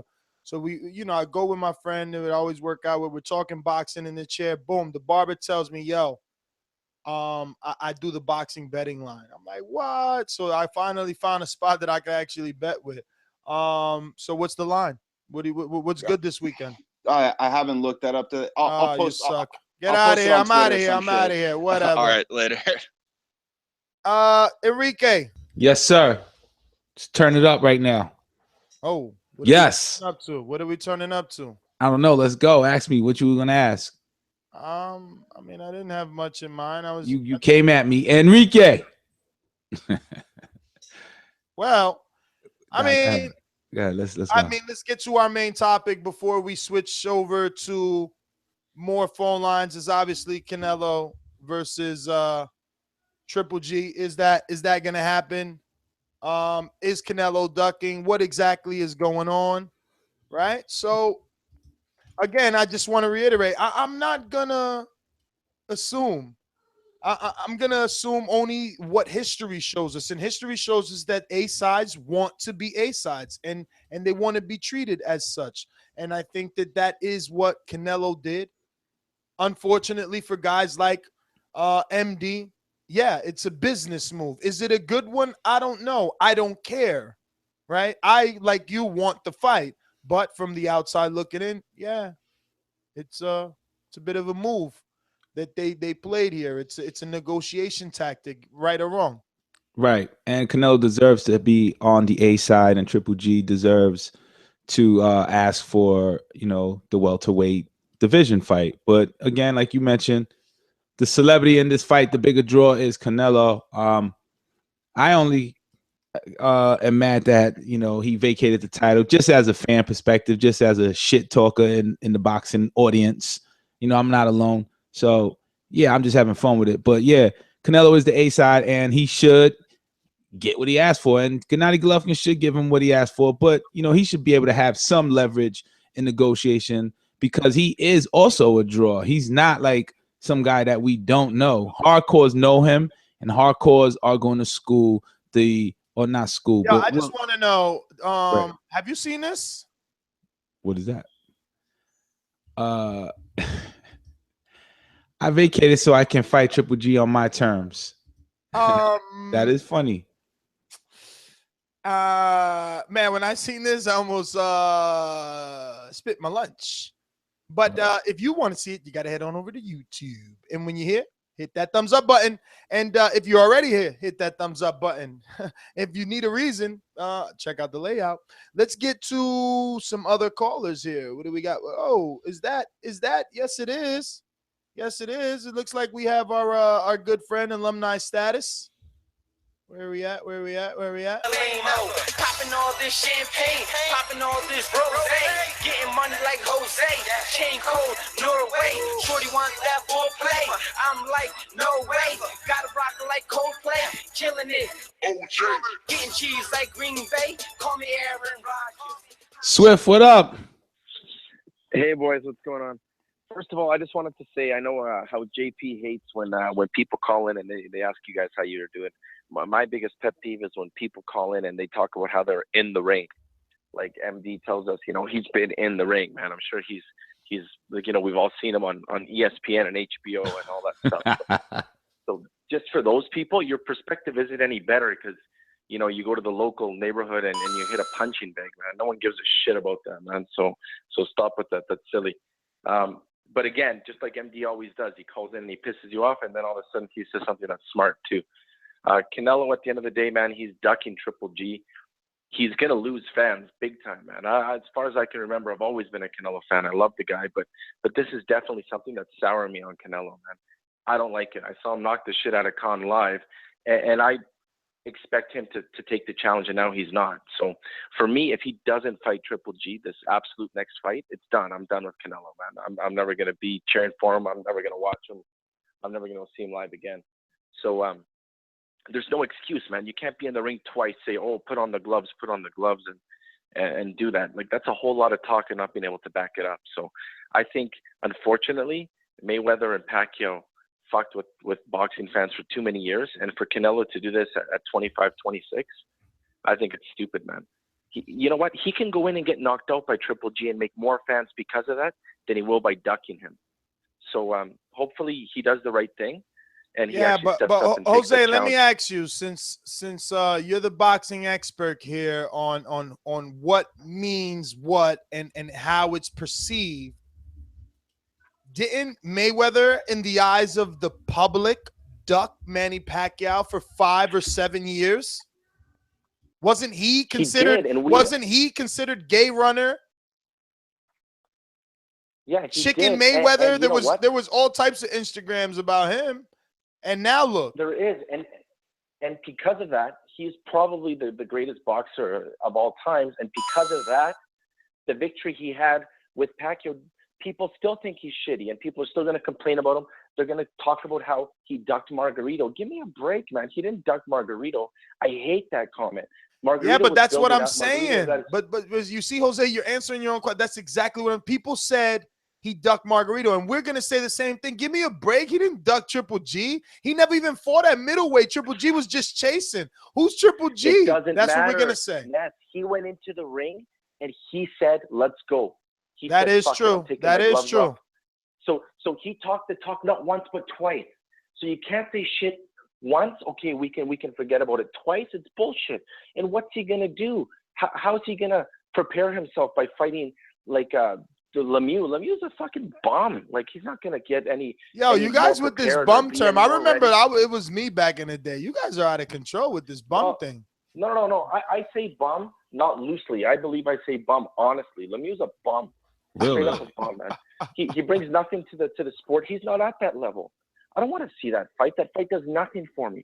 And now you start getting pissed off about when you start seeing Canelo, because now he's truly in an area where he's truly taking advantages. He's at 155, so he's forcing smaller guys to go up, and he's forcing bigger guys to suck down. So it's bullshit, man. I think it's stupid. He's got to either fight at 54 or fight at 60.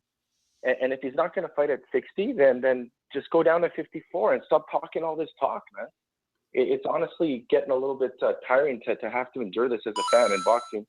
You go through all these fights hoping to get to the mega fight, and this is truly a fan's fight. Because I agree, Triple G is not a mainstream name. People don't know him. And even Canelo, the same way, man. Canelo's not a Mayweather. He's never going to be a Mayweather. So this is a fight for us. Like, we deserve this shit for all the stuff that we do for the sport that we follow, and he's not giving it to us, man. And if he doesn't, he's gonna lose his fans. And I just believe that. I don't know, man. Boxing fans are fickle, man. Boxing fans are fickle. I think right now we're mad the minute that he signs a fight and he beats somebody up again, we're happy again. That's the way that it works. We didn't like that he was fighting Khan till he knocked Khan out. No, I mean, I was okay with the Khan fight, man, until he knocked him out. Once he knocked him out, I'm like, all right, it's time to be a big boy and step up, man. And having said that, I'm not going to go just one side, man. Now the pressure's on Triple G. If Canelo doesn't take the challenge, I'm sorry, Triple G's got to push himself, and he's got to go up in weight, and he's got to find his fucking dragon up there, man. He's got to go slay Andre Ward. That's just the way it is, man. We want to see greatness. We want to see these guys be pushed.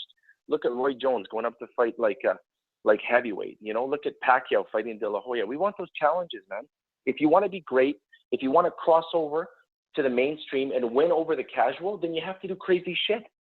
Hey, Jose. You got to break. Jose, you were always considered a bit of a casual here, and we got our own resident casual, right? So I'm going over the landscape in the chat, and they're like, "Hey, Boxing Voice, you better make a pick on Takam versus Joseph Parker." So I wanted to ask my two favorite casuals. Do you guys even know those names? Nah, man. The only Parker I know is Anthony Parker, man. He plays basketball. You know, I don't know this guy. I don't care about this guy, right? So What about you, Casual? The only Parker I know is Peter Parker. You know, Spider-Man. There you go. Spider-Man. Hey, what do I usually say? Cheap plug, www.lootcrate.com/TBV to save $3 off on your Loot Crate, because this month is Marvel, which is, you know, kind of that universe where Spider-Man is from. I know he's DC, but at least this time he appeared on Captain America, which is Marvel. So suck it. Go ahead. No, man, and even saying that, you know, a cheap plug, I actually checked it out, man. I'm not a big comic book guy at all, man. The superhero is not my thing, but my son is. So there you go, man. Anything I could do to support the TBV, I'm gonna do it, man. So there you go. I got that order in. There you go. So that's it. You know, I know it sounds like a casual stance, but you guys do at some point have to recognize that it is still a sport, and we still are competing to get, like, you know, young males of a certain age demographic to come over and check out this sport. And what you're saying, then and what you're saying is a name like Joseph Parker versus Takam, that's not going to get young 18 to 25-year-old males out, is what you're saying. Exactly, man. Exactly. So that's why we need these big fights, and we need these guys. Unfortunately, we need these guys to do extraordinary things. And it's unfair, but that's just the way it is, man. We need these guys to compete with the McGregors and these other fucking dopes on the UFC. So they've got to do some crazy shit. We need Triple G to win over the sporting market for us, man. Because I enjoy Great White Hope, huh? Yeah, man, we need it. We need it. Man. So that's my take. And you know, entertaining as always, boys. I don't know. Boxing needs saving. Boxing needs saving, and Triple G is gonna save us. Yet he was 150, and Mayweather's $1 million, a million pay-per-views. I don't know, man. I don't know. Canelo has a better shot at this than anyone else. I believe this is my man's in Ali from Dago. If not, that's another 619. You're live. Who's this? Yeah, it's Ali from Dago. Ali, what up? What's good? What's good with you, Ness? What's good, Enrique?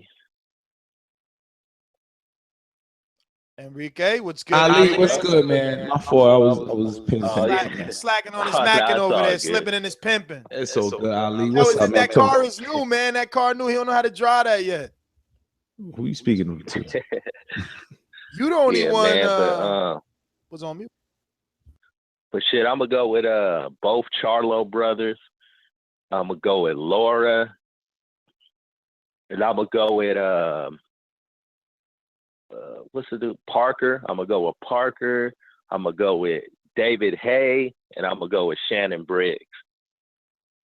So they fighting it. Yeah, they fighting this weekend. Yeah, they all fighting this weekend. Yeah. I want to ask you, like I've been asking everybody, and I hope the casuals as interested in the question as me. Why Charlo's over Trout? Well, I just think his size, and he's smart, even though Trout, you know, been in there with better fighters.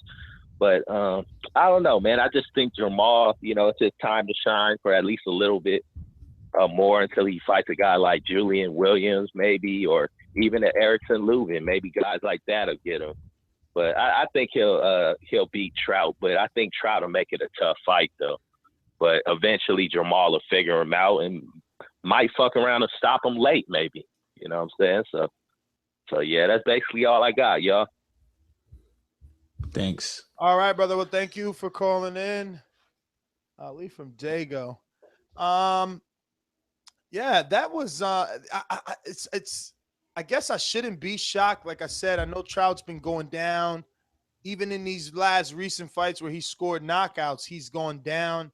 And with the power that they've been selling us that Jermall may possess, right? Because we haven't seen him on this level. Like, we haven't seen him knock out a level of a Trout or a Cotto or a Canelo. Like, we've seen him. I mean, Bundridge. Where do you rate a Bundridge type of guy? And I'm talking to my listeners because obviously, casual, you probably only watched Bundridge's last fight when he lost the title, right? I don't even know who that is. Sorry. I'm thinking my mind is on Trout right now versus Charlo, and just curious. Like I possibly think that the more, and see, I don't know much about Charlo, brother, but he has power. I don't know if he's like a technical fighter that Trout could have acquired down his lines of experience. So he may pull some technique out that we don't know about. Maybe. 201, you're up.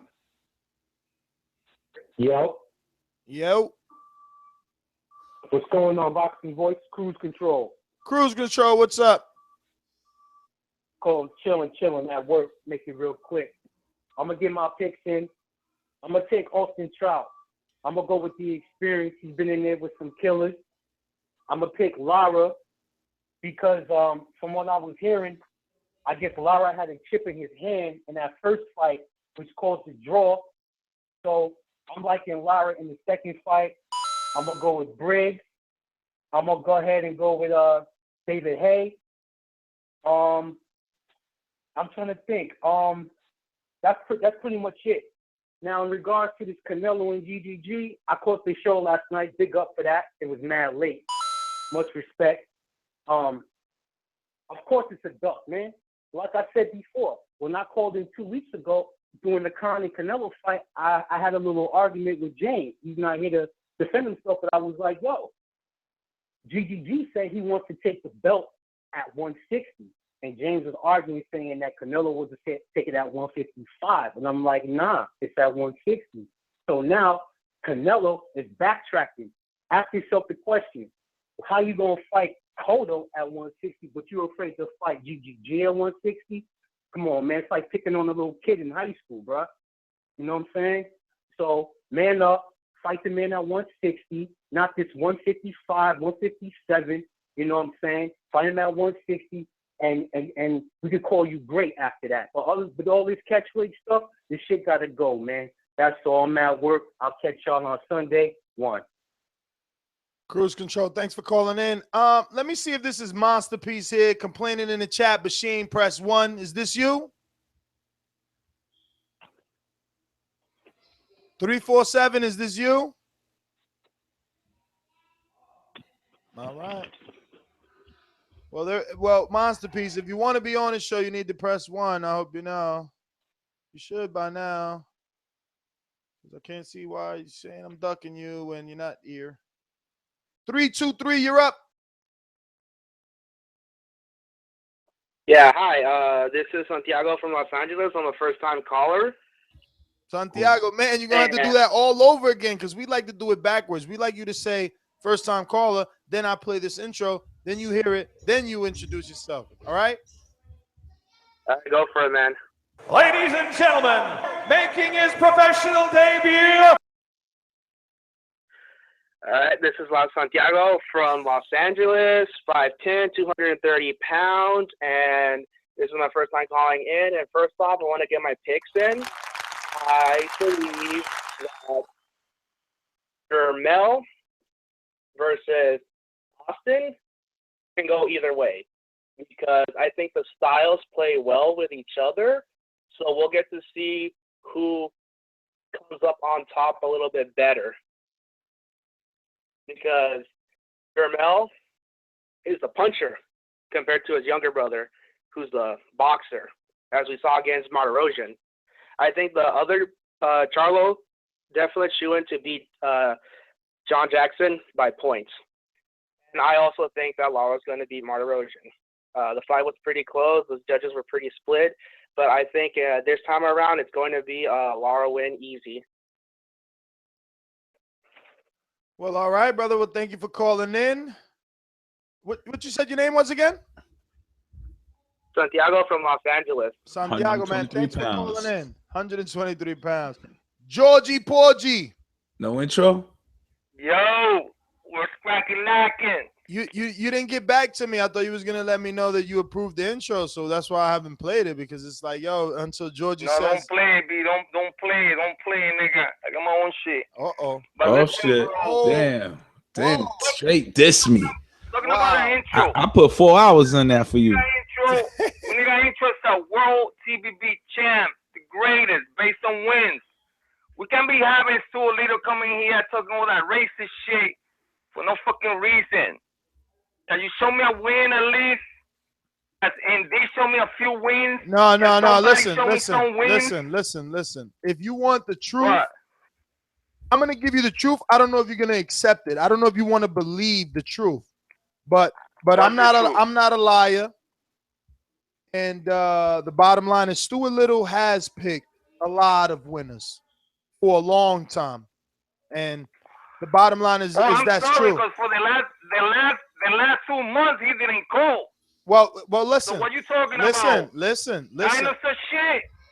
Listen. That's what it's all about for Georgie. Back in the The day, most pro. reminiscing now. Yeah, we are reminiscing because no. his picks were more valuable than the ones that you've made. His picks were picks where no one believed. Like no one believed Kell Brook would be what he is, and Stuart Little was saying that he was 4 years ago. Same thing with Kovalev. Same thing with Triple G.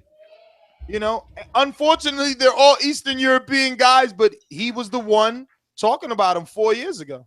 Well, I guess 3 years ago, 4 years ago.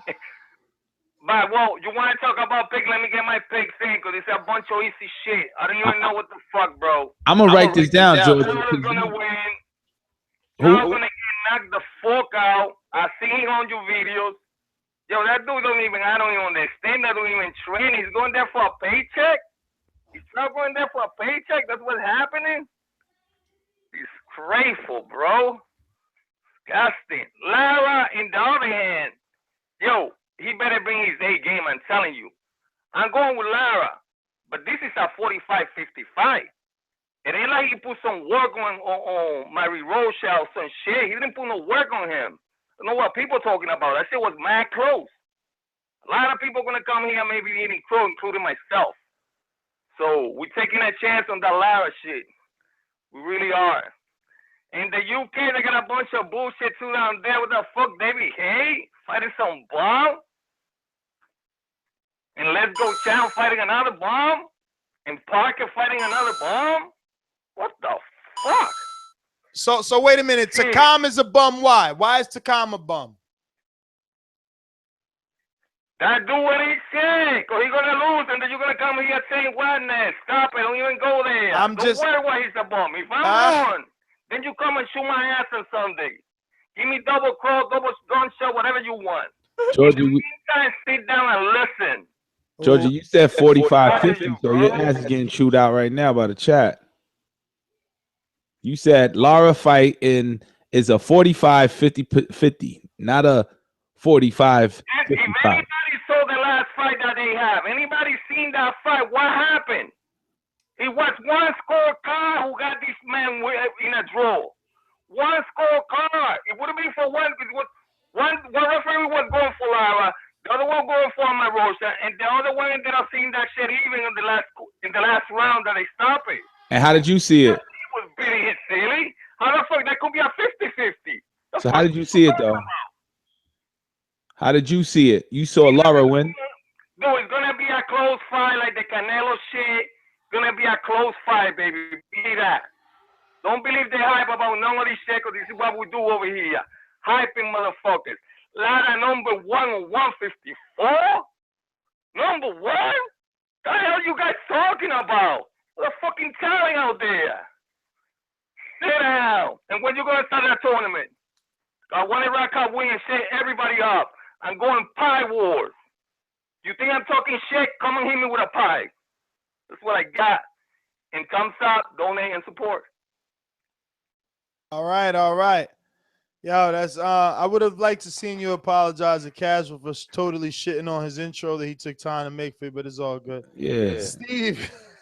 It was his personality all over him. He's gonna bring us some Scarface shit, some Tony Montana. Steve, talk to me, man. What up, guys? What's up? A couple things. There's a movie that come out right now. It's called Back in the Day. I don't know if you guys seen it. It's a boxing movie. I forgot to give you guys a shout out on that because that's something I'm sure the listeners are gonna want to watch. Second, Jermall, is it the one with the E? He's the power puncher, right? That's Jermell. No, that's the sweeter boxer.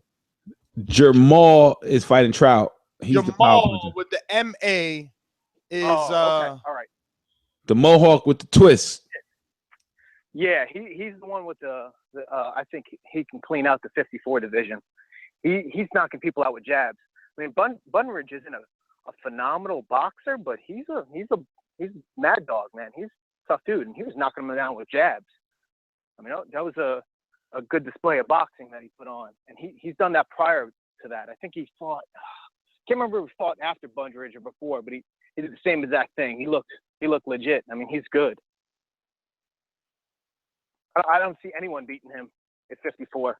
I think he'd be tested at 60. I think he's the best in that division. That includes Canelo, whatever division he falls in. Well, all right, Steve. You know what's funny that Georgie said Lara isn't number one at 54. I don't know if he is, but who is if not him? I don't know that he is. Again, I don't even know who's at the division. I mean, obviously and he's a belt holder. So how is he not number one? Right? He's the full WBA, right? Like I don't know. It's not like that division is that stacked either. 229, you're live.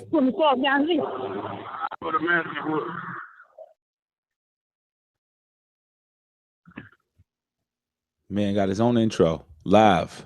I know. Spontaneous. Monster Piece. Hello? Drop the ball, Monster Piece. Drop the ball, Monster Piece. Is this you? Hello? Beulah. Hello? Beulah. We hear you. Can you hear me? Loud and clear. Hello? We hear you. We just messing with you because you ain't around when you're supposed to be. Oh, my God. Oh, my God. I was, like, waiting for, like, 2 hours. At what time do I need to, like, be on so I can go on early? Because I need to go to first sleep. of all, the first thing that you need to do is when you call in, you need to just press the number one time. That indicates that you want to talk. But when you do what you did, which is not press the number one, you're just going to stay there. So we won't know. It's just like, you just want to listen. I did press the number one, and it says you're now in the host queue. Right. Yeah, so that means like you're now in the host queue. Okay, so. But if you press one again, then you're taking yourself out of the host queue. Whatever. Like Yes, right I'm a little sad. Canelo vacated his belt, so he's out of the Triple G queue. Yeah, for real. I mean, so much drama in the WBC, man. So much. And I'm a little sad, man. I thought this was a sport, where I see real men. I thought this was a real man sport. And that shit that Canelo pulled, man, that shit was just an embarrassment. Embarrassing. And it's taking, and it's sad because it's taking away the spotlight on two really good fights that are coming up. This weekend is really good. I mean, it was going to be great because we had the Povetkin and Wilder, and then another disgraceful shit happened, and Povetkin decided to test positive. I mean, I love boxing, but man, I'm getting tired of defending this shit. How do you defend something like that? How do people even defend something like what Canelo did? At least call in and admit that that was some real fucked up shit, not just to the sport, but to the fans. We pay to see you guys. We buy the tickets. We buy the pay-per-views. We pay you to do your job. If you think that your job is too much for you to do, then don't go on after your fights and in press conferences and say all this shit that you're ready, and then you say, oh, okay, I'm going to vacate the belt and just give it a Triple G, fuck him, because he doesn't want to come down to a weight cut. It doesn't even make sense. 155, 1 pound over 154. Really? At least make the catch weight 157. I would have at least. But 155? I just don't understand where all of that is coming from. But, I know, Ness, I know you hate talking about the bad and the ugly about boxing, but this is where corruption takes place. Right here, this bullshit right there. Like, that shouldn't even be accepted. If you're a fighter and you have a mandatory, you should be able to fight him. If you don't want to fight him, then say that. Because at least Triple G has the balls to say he's not ready for war. We know that. So we know that now.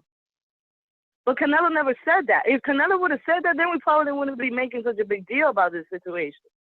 But he never said that. So next, you tell me, how am I supposed to take this shit? People calling in, you know, making excuses for Canelo, saying that this is a business. Yeah, you're right. This is a business.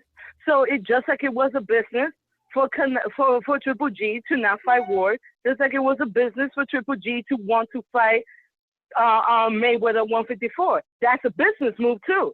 So it's not okay for Triple G to do that. But when Canelo want to do strategic bullshit like that, oh, it's business. We want to talk about the business of boxing now.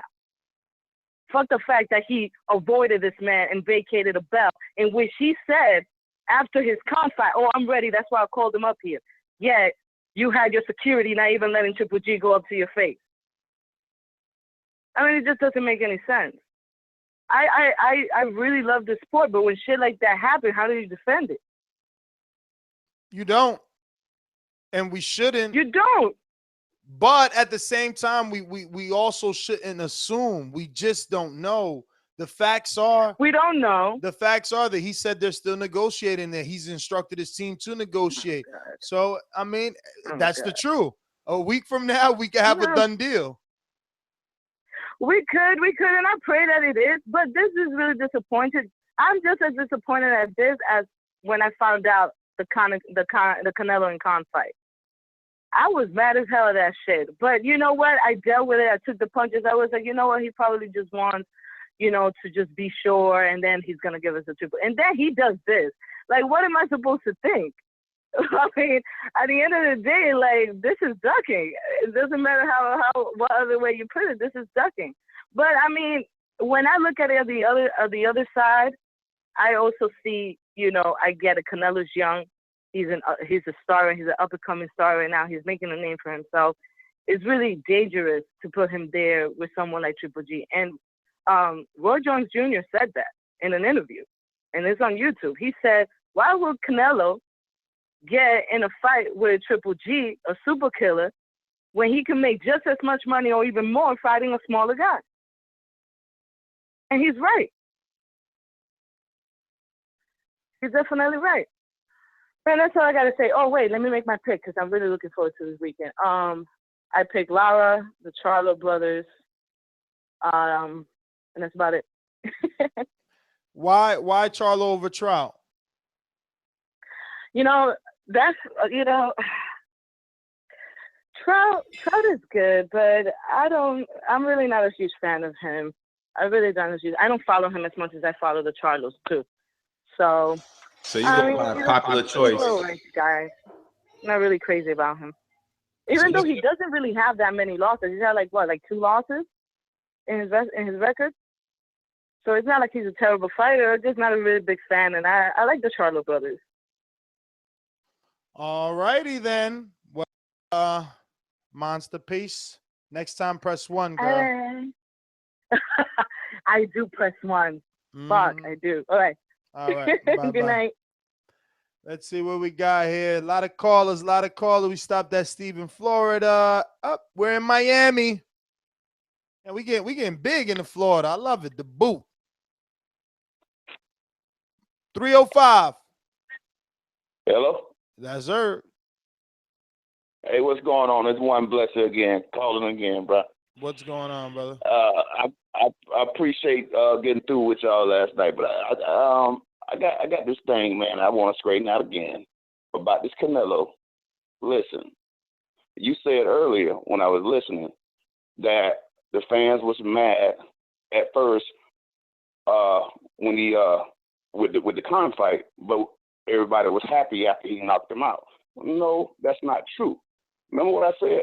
Anytime that you could predict the outcome of a fight, as soon as they draw the fight out, that's not a good fight when you already know what's going to happen. The man coming in too small, moving up with a glass jaw. You know what I'm saying? We already know the outcome of that. That's not good fighting. Then I had the nerve to put it on pay-per-view. Are you serious? That's why I said I wouldn't have paid $2 for a fight like that. That's just messing over the people who are participating in buying these fights. If you're gonna put on fights, I mean, at least have a killer undercard if you know the main event ain't gonna be shit. At least let the undercard be a major hit. I mean, absolutely nothing. It fell flat on its face. And then you get in the ring and talking about you calling this man in the ring, talking about you know what I mean? You calling him out. You ready? Mexicans don't back down for nobody. Y'all ready for this and all that, man? Listen, don't drag Mexico into your cowardness. That's you. You stand alone. When you in that ring, you stand alone. Your coach can't fight. Your country can't fight for you, bro. So don't look for no help. You know what I'm saying, on this nonsense. And my thing is this. All this nonsense, I said it and I'm going to say it again.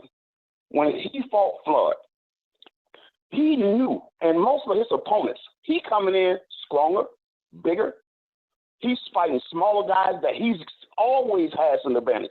That's what he want with Triple G. He want him to come down. He knows to come down, he's going to be a little bit weaker, drained, dehydrated. You know what I'm saying? And if he don't rehydrate right, he can come in. That's a dangerous thing. And listen, that's what I said about Roy Jones. When Roy Jones first lost, and lost devastatingly, I called it when I first seen Roy coming into the ring. I said, man, Roy is not 100%. My partner said, what you mean? I said, man, look at him. The man ain't bust a sweat. He's dehydrated. I mean, I went into the second round. He still hadn't bust a sweat.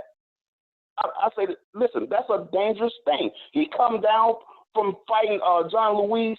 When he cut that weight, he didn't cut fat. This man cut pure muscle. That's dangerous. He should have at least walked around at 175 after he came down from heavyweight for at least 9 months to a solid year to get his body back and used to that weight. That's a dangerous thing, man. You can't. I mean, he didn't cut fat. He cut muscle. You see what I'm saying? So to me, Roy really beat himself.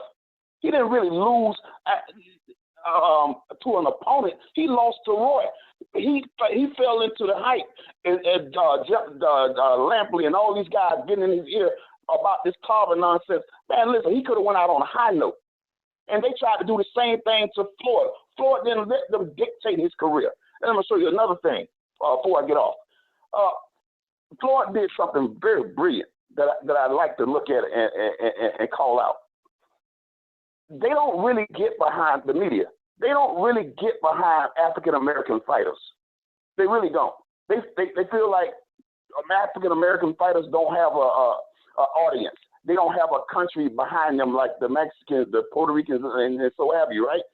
But Floyd bust that myth right down the middle. Look at the numbers. African-American kid. What Floyd always said, you're going to pay to see me win or you're going to pay to see me lose, but you're going to pay. You understand what I'm saying? He bust that myth down the middle. So we got to give more guys opportunity. We got great fighters that's not getting the opportunity to go in here and bust these so-called great fighters up. They'll go in there and smash Canelo and Triple G. But the right guys ain't getting the fights. You see what I'm saying? And what this kid's name is, man. It's, this young kid, man. I'm so hyped right now I can't even call his name, but I'll get back to it. But my thing is this, man. They're going to have to start at least putting on good fights, man. And when you got these guys like well, this weekend we got a good fight. So let's stick to this weekend because that's a triple header that's decent. Like everyone is saying, John Jackson was almost, he was definitely beating Andy Lee. Jermell is good. Jermall is good. Trout is good. Lara is good. Vanna is good. Let's stick to what we got. Let's be happy with what we got this weekend. Okay, we already know Lara gonna take care of his business. We know Charlo gonna take care of his business. Why I say that? Listen, we know that your boy that Charlo is fighting is a good fighter. He's a good boxer. But what? He's a mitts hitter. He don't punch with bricks. He punch with mitts. A bunch of pads. You know what I mean? A feather puncher. He don't have anything to keep this kid off him. Who's that you speaking about? Huh? Who's that you speaking of as a mitt hitter? You said Charlo. This guy Charlo's fighting, but there's two Charlos. Oh man, Trout. I think it's the older brother. Yeah, he fighting Trout. I keep getting the twins mixed up. One of them. Jermell is the one that beat Gabe Rosado, and he is fighting John Jackson for the WBC. Jermall is the other one. He's fighting Austin. Right.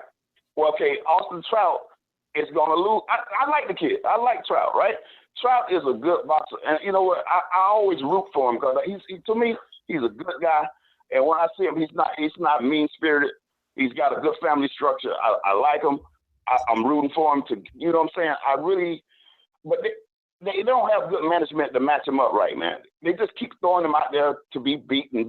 It's like, it's almost. Well, he just had 4 straight fights. He just had 4 straight easier fights. So, I mean, this is a tough one, but he just had 4 straight easy ones where he got 4 straight knockouts on TV. I don't think they're treating him in a bad manner. But listen, we got to get to some other callers. We do have a lot of people. But yeah, man, he just got 4 straight easy ones.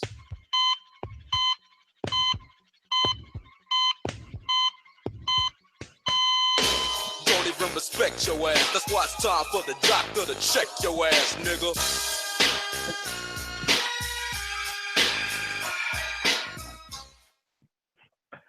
Yo, what's up, gentlemen? Fight Doctor in the house. On Rick James status as always. What up? What up? What up? Yo, this has been a very entertaining show. Casual fan, you need to keep up the good work. Pretty soon you're gonna be known as don't know shit about boxing fan. Thank you. I'm that guy. Yeah, that's me. You know, there's a lot. They compare me with you a lot. You know, Fight Doctor. Yeah, Casual. They do say that about you a lot, Fight Doctor. It must be the tone of your voice, because it damn sure can't be your insight on the fight game. Okay, but that's all good. Well, listen, this show has been very entertaining because it sounds like the Bum Lufkin Knights have come out in droves, and their pennies are all in a wad. Okay, listen, I knew it. I knew there was no way you could go. I knew there was no way you could go longer than 2 minutes without talking about Golovkin. I knew it. Well, listen, we should start betting money on this guy. I wanted to talk about the Wilder situation. Okay, I was just making an observation. But look, I don't even want to talk about that. Listen, I don't understand why Deontay Wilder has been getting some of the hate that he's been getting because, you know, this situation is not his fault. Now, listen, they outlawed the substance in January of this year, but it was they had like a 3-month warning, so everyone knew that this was coming. It wasn't like they just came up when they said, okay, well, we're going to outlaw this substance, and there it is. No. Everybody knew going into the situation that the substance was going to be outlawed 3 months prior to January of this year. Okay, so here comes Povetkin. He tests in early April. He tests negative. All right, 3 times, and then towards the end of April, now he comes with this positive test. Now, yes, trace amounts. Okay, but the question has to be asked: how in the hell you test negative for this substance 3 times in early April, but in late April, now all of a sudden you got trace amounts? That's suspect. Okay, that's like FBI's most wanted top 10 list. Okay, all you cats calling in talking this business about, oh well, it's only trace amounts. I guess you cats have never heard of cycling off, never heard of masking agents. Okay, the WBC was supposed to postpone this fight because this has to be investigated, because apparently this cat has been taking substances that he's not supposed to have been taking. Okay, and above and beyond that, I wouldn't be surprised if this cat wasn't on some other stuff. Okay, so the WBC was supposed to. What was the other guy? Hold on a minute. Enrique, what was the other guy that was talking about the same subject? His nemesis, right? Wasn't it Boxing MD? No, it was actually Stewart. It was Stewart doing right, the Queen of England. Yeah, but why are you guys like? Why are you now? Listen, he tested positive for 1 drug. Now you know you're just making things up about him. Like, let's just stick to the facts. What the hell are you talking about? Making things up about him? This is Vada. Now Vada been popping guys off left and right. Okay. Vada doesn't have a dog in the fight. Yeah, okay? no. They I test get. Listen, guys. That's all they do. If you drop dirty, you drop dirty. That's not on Vada. That's not on Wilder. That's on Povetkin. Okay, him and his handlers. All right, and if he don't know what he put in his body, then that's his fault. Okay, WBC was right to postpone this fight because it looks dirty. All right, the situation is just bad. And then on top of that, all these Russian athletes are on doping. Okay, they've been doing this. What is it? The whole Russian Olympic track team or whoever they are, they've been excluded from the upcoming Olympic Games because they all dirty. Okay, you got Russian athletes going on 60 Minutes, and I sent you the tweet about the 60 Minutes show, but you have Russian athletes, prominent Russian athletes, going public about the Russian doping scandals and how all their athletes are doping. So does this come as a surprise? Okay, where there's smoke, there's fire. So this cat is drugged up to his eyeballs. Okay, it's just that he didn't get it all out of his system before Vada came and tested him.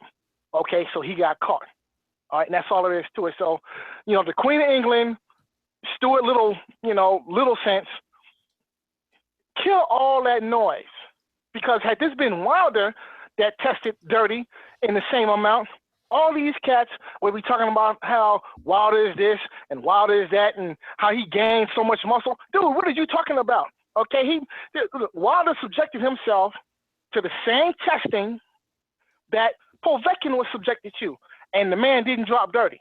So that ends the conversation. So all of the Bumlufkin-nites and Povetkin nut holders, y'all need to silence all that noise. It's really, it's crazy. Well, all right, fight doctor. Time after time, the man calls in to talk about Golovkin. I love it, though. What are you going to do? 347, you're up. Who's this? New time caller. First time caller, here we go. Ladies and gentlemen, making his professional debut, Carlos the Comic. Carlos, talk to us, brother. So listen, I heard earlier, I think Triple G's girlfriend called up complaining about Canelo. First off, I think it's a 50-50 fight.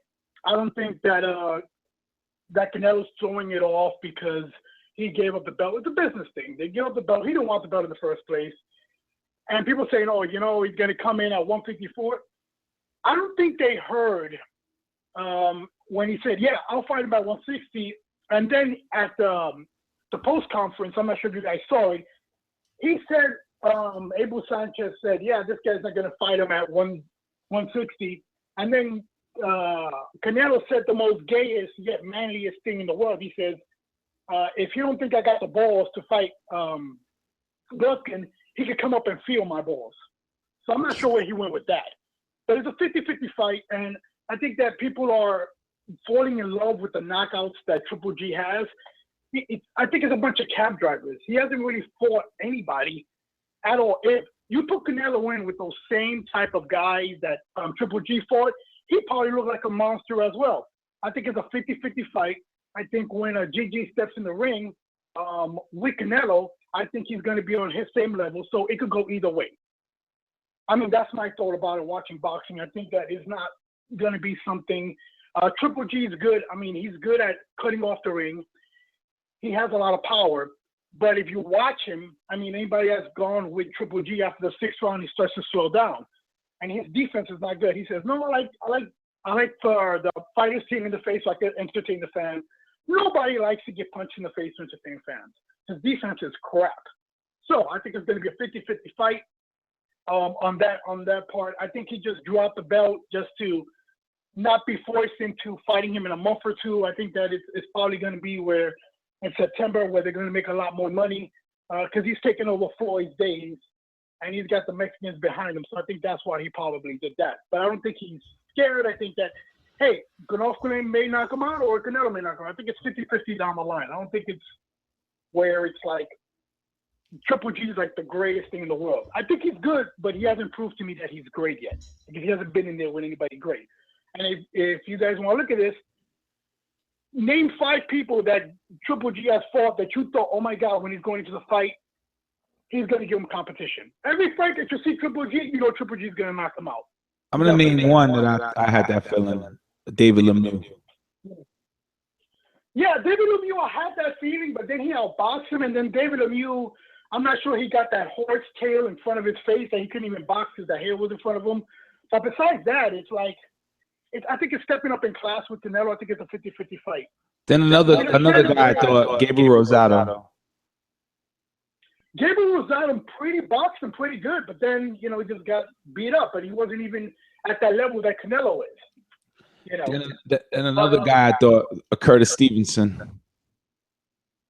So yeah, we keep going down the line. So these are cab drivers. After Curtis Stevenson got hit, when he got hit and he was on the ground, he just took his soul right there. Like you looked at Curtis Stevenson, looked at you like, what the hell happened? Right. Caller, what did you say your name was? Carlos the Comic or Carlos the Comic? You a comedian?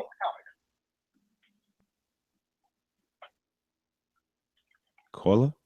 So Carlos, are you a comedian? Yes, I am. Cool. Is that what you do for a living? Yeah, I'm surprised I'm not that funny on the radio, but that's okay. I'll make it up next time. Yeah. No, that's so cool. We might be putting together an event. We might have to contact you. And look at you. You're right in New York City, which makes it all the more better. By the way, Shannon Briggs, what is he still fighting for? I mean, isn't he like 104 years old? He is 105 to be exact. No, actually, he's If Briggs fit to the ring, I think that possibly he might win. He doesn't blow up on the way to the ring. Well, the thing is, he isn't really fighting anyone this time around, so it's not going to be much of anything. I'm pretty sure he'll get in there, get out of there, and get it all done. 310 LA, talk to me. Hello, hey, it's just Chili Rainbow from Inglewood, California. What's up, Rainbow? What's up? Not much, man. Just wanted to put in my pitch for this week, or for this, for Saturday. What is it? Charlo Jackson. I have Charlo winning by a close decision. Charlo versus Trout. I have Charlo knocking him out, and I have actually Vanez beating Lara. It's a good pick. Are you there, Rainbow? Well, yeah, that's a good pick. Chili Rainbow. So you got Martirosyan beating Lara. I'm interested. Talk to me. Yeah, man. Look, I mean, I know it's a long shot, man, but I don't know. I have a feeling, man.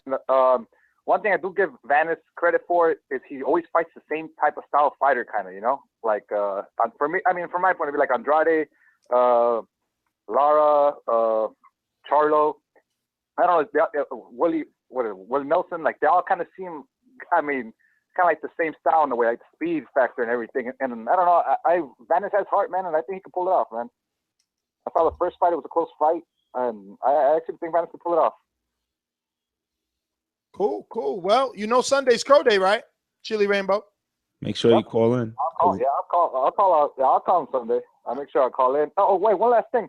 I noticed, like, last Sunday, why were some people hating on Wilder, man? Like blaming him because the other guy tested positive. Like, it's just funny how people are using the excuse to say, "Oh, now Wilder's using the excuse not to fight him." It's like, come on, man. I know. Yeah, no, but you know that's just haters. You know that's just haters. Yeah, but I just thought it was funny. I mean, because I see that on the internet too, on Instagram, people writing stuff like that. I'm just like, come on, man. You know, like, I don't like Wilder. I'll be honest. I don't like him. But at the same time, you know, I have sense when it's like, hey, the other guy fucked up. That's what happened, you know? Well, Chili Rainbow, you know we got to get to some other callers, brother. You got any final thoughts before we get out of here? Nah, that's it, man. I'll call in on Sunday, man. Hopefully I don't have to eat crow, but let's see. Hopefully you don't, man. You know, you've been a good sport thus far. Don't want to have to see you eating all that crow there. You know, buddy, bow. So listen, we promised you a Las Vegas update because this is a big triple header. You know, we, the Boxing Voice, TBV, Hashtag TBV Podcast if you want to get our attention on Twitter or any social media. We have our guide to the streets, so we're going to take it right to Las Vegas right now and find out what's going on in the fight capital for this triple header with Sean Zattel, our very own Las Vegas correspondent. Sean, what's going on this evening, brother? How is fight week out there? Is it packed? I mean, I know you've been at the big events and the small events. What would you be, I guess, ranking this one? It's hard to rank right now, Ness. I would have to check the event's temperature tomorrow at the weigh-in. That'd be a better idea. And, of course, on fight night, because right now the public hasn't really had too much access to anything. Today was the final press conference where we got some big words from both Charlo brothers. And yesterday was the workout where John Jackson, son of Julian Jackson, his power looked very good on the mitts. Looked like he's a wild card tomorrow night, or not tomorrow night, Saturday night, to give Jermell Charlo all he can handle. But I wouldn't be able to really rank it until if it was tomorrow or Saturday. So, but to move on to what I wanted to touch on is the press conference today, and John Jackson, very respectful kid, just like his father and his brother Julian Jackson. He's the son of legendary former middleweight champion Julian Jackson. And after, of course, he was a respectful kid, Virgin Islands / Jamaican accent and all. We had Jermell Charlo come up, and besides just saying the customary things, he said, I'm going to beat him up. I'm going to knock him out, and I probably would have knocked his daddy out too. So, and I mean, that was just kind of a shocking thing to hear him say, but I don't think it's him promoting the fight. I think both Charlo twins, and I asked them this at the workout yesterday, Ness. I said, you guys got a chip on your shoulder? And they said, oh, we definitely do. And both guys very intense, feel underappreciated in the boxing world, and both guys looking to make a statement coming up on Saturday night. But I think Jermall Charlo, because I see that one of the topics on hand when I looked at the show today is Jermall the odd twin out, and I think that might be the case, Ness. Now, why so? Because Mario, who isn't on right now, his reasoning behind it was this title doesn't mean anything. This opponent isn't sexy enough to sell it to the casuals. They don't care about it. I see it differently. I see this title still being a title that is luxurious, a title that was once held by Floyd Mayweather himself. This was the title that he took from Saul Canelo Alvarez. So there is some lineage to it. I mean, maybe if this Jermell Charlo can get it, maybe Canelo wants it back. He did lose it. So I think that this doesn't make him the odd twin out. I think this makes him a target, a bullseye on his back. He has a title that people want. No, you make great points on all those points, Smith. He is fighting for the WBC, like you said, and I'm not a fighter, but if I was, I think I'd rather fight for the WBC rather than the IBF or any other belt any other day because of the lineage it's held. But what I'm saying he's the odd man out for, and it's no disrespect to Jermell because he's a good fighter, and he is fighting. I don't think he's fighting any slouch in John Jackson. He's a big puncher like his father was, and he gave Andy Lee everything he could handle before getting caught. He even had Andy Lee hurt himself. So, I don't think he's the odd guy out. It's more so because I just don't think he's the dynamic one. I don't think he's the eyebrow raiser out of the two. When we're talking about a real money star, a pound for pounder, if that's what you're looking for out of the Charlo twins, Jermall is the guy. He's the guy that is a bigger puncher. He's a bigger guy by a little bit than his brother. He's about 6 feet tall. Jermell is 5'11". He's just a little bit naturally bigger and more dynamic. He has a great jab, a great shotgun jab, if for people out there know what that is. And, I'm not saying Jermell's in a good fight, and he's very fortunate, like you said, to be fighting for the WBC, the more prestigious title, the most prestigious title. But I just think Jermall is the better twin of the two, or the better fighter of the two. He's the guy that can give Gennady Golovkin potentially all he can handle and maybe upset and beat Canelo Alvarez.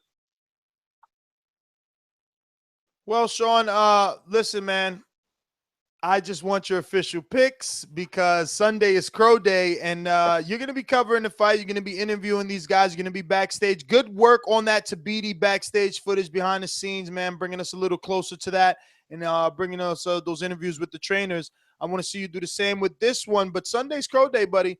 So we want to know who you're picking. I got to go. I think first off, Jermell and John Jackson is the sleeper fight on the card. I think that's a very competitive fight. If I was going to go with my heart, I was going to go with John Jackson. But if a gun was to my head, I'm going to have to pick Jermell Charlo by a decision, a close decision, in a very good fight. I think Jermall Charlo, I like Austin Trout. He put on a hell of a performance against Cotto 4 years ago. But I think he's really up against it. It's unfortunate he's taken on the really dynamic of the two Charlo brothers. And I think Jermall Charlo takes a step towards showing people he's one of the most underrated fighters in boxing Saturday night. I think he's going to show a lot. And I think he could be the first guy, and I think he will be the first guy to stop Austin Trout. And then in the main event, I think Lara boxes his way to a decision. I think he frustrates and outpoints Lara-Martirosyan. Not necessarily the most impressive win, but I think he's going to win decisively. Well, all right, Sean, and he'll man. call out Canelo and Triple G after.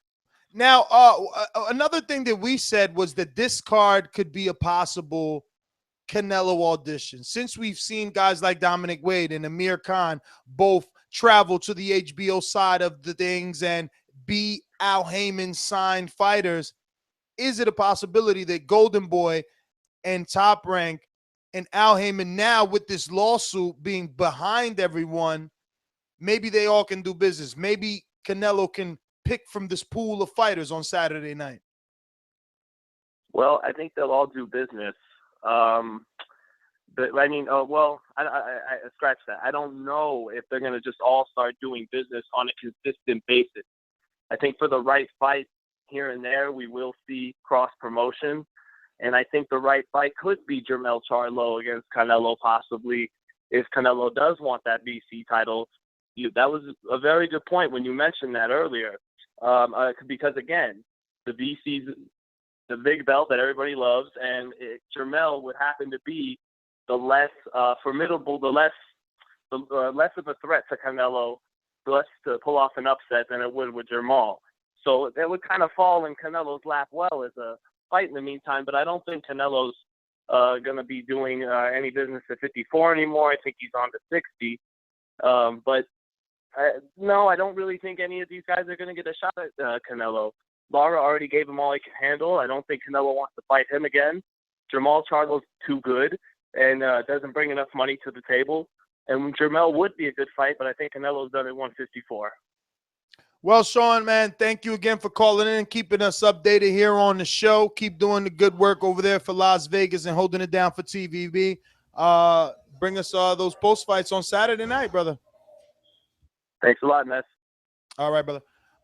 Enrique. Yo. Now that you got like a little bit of inside, you know, anything changing? You're still sticking with your guns? You've been hearing a couple of callers call in. Everybody seems to be picking Charlo over Trout. You still got a few guys picking Trout based on the experience. Has anything swayed you thus far? Not really. I'm going by the bigger man, and that's Jermall Charlo. I'm stuck on that one, just off of size, you know.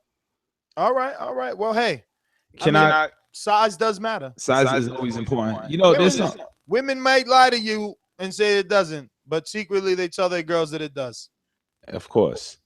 You know, there's something else buzzing on the internet. Maybe I'll save it for the closing.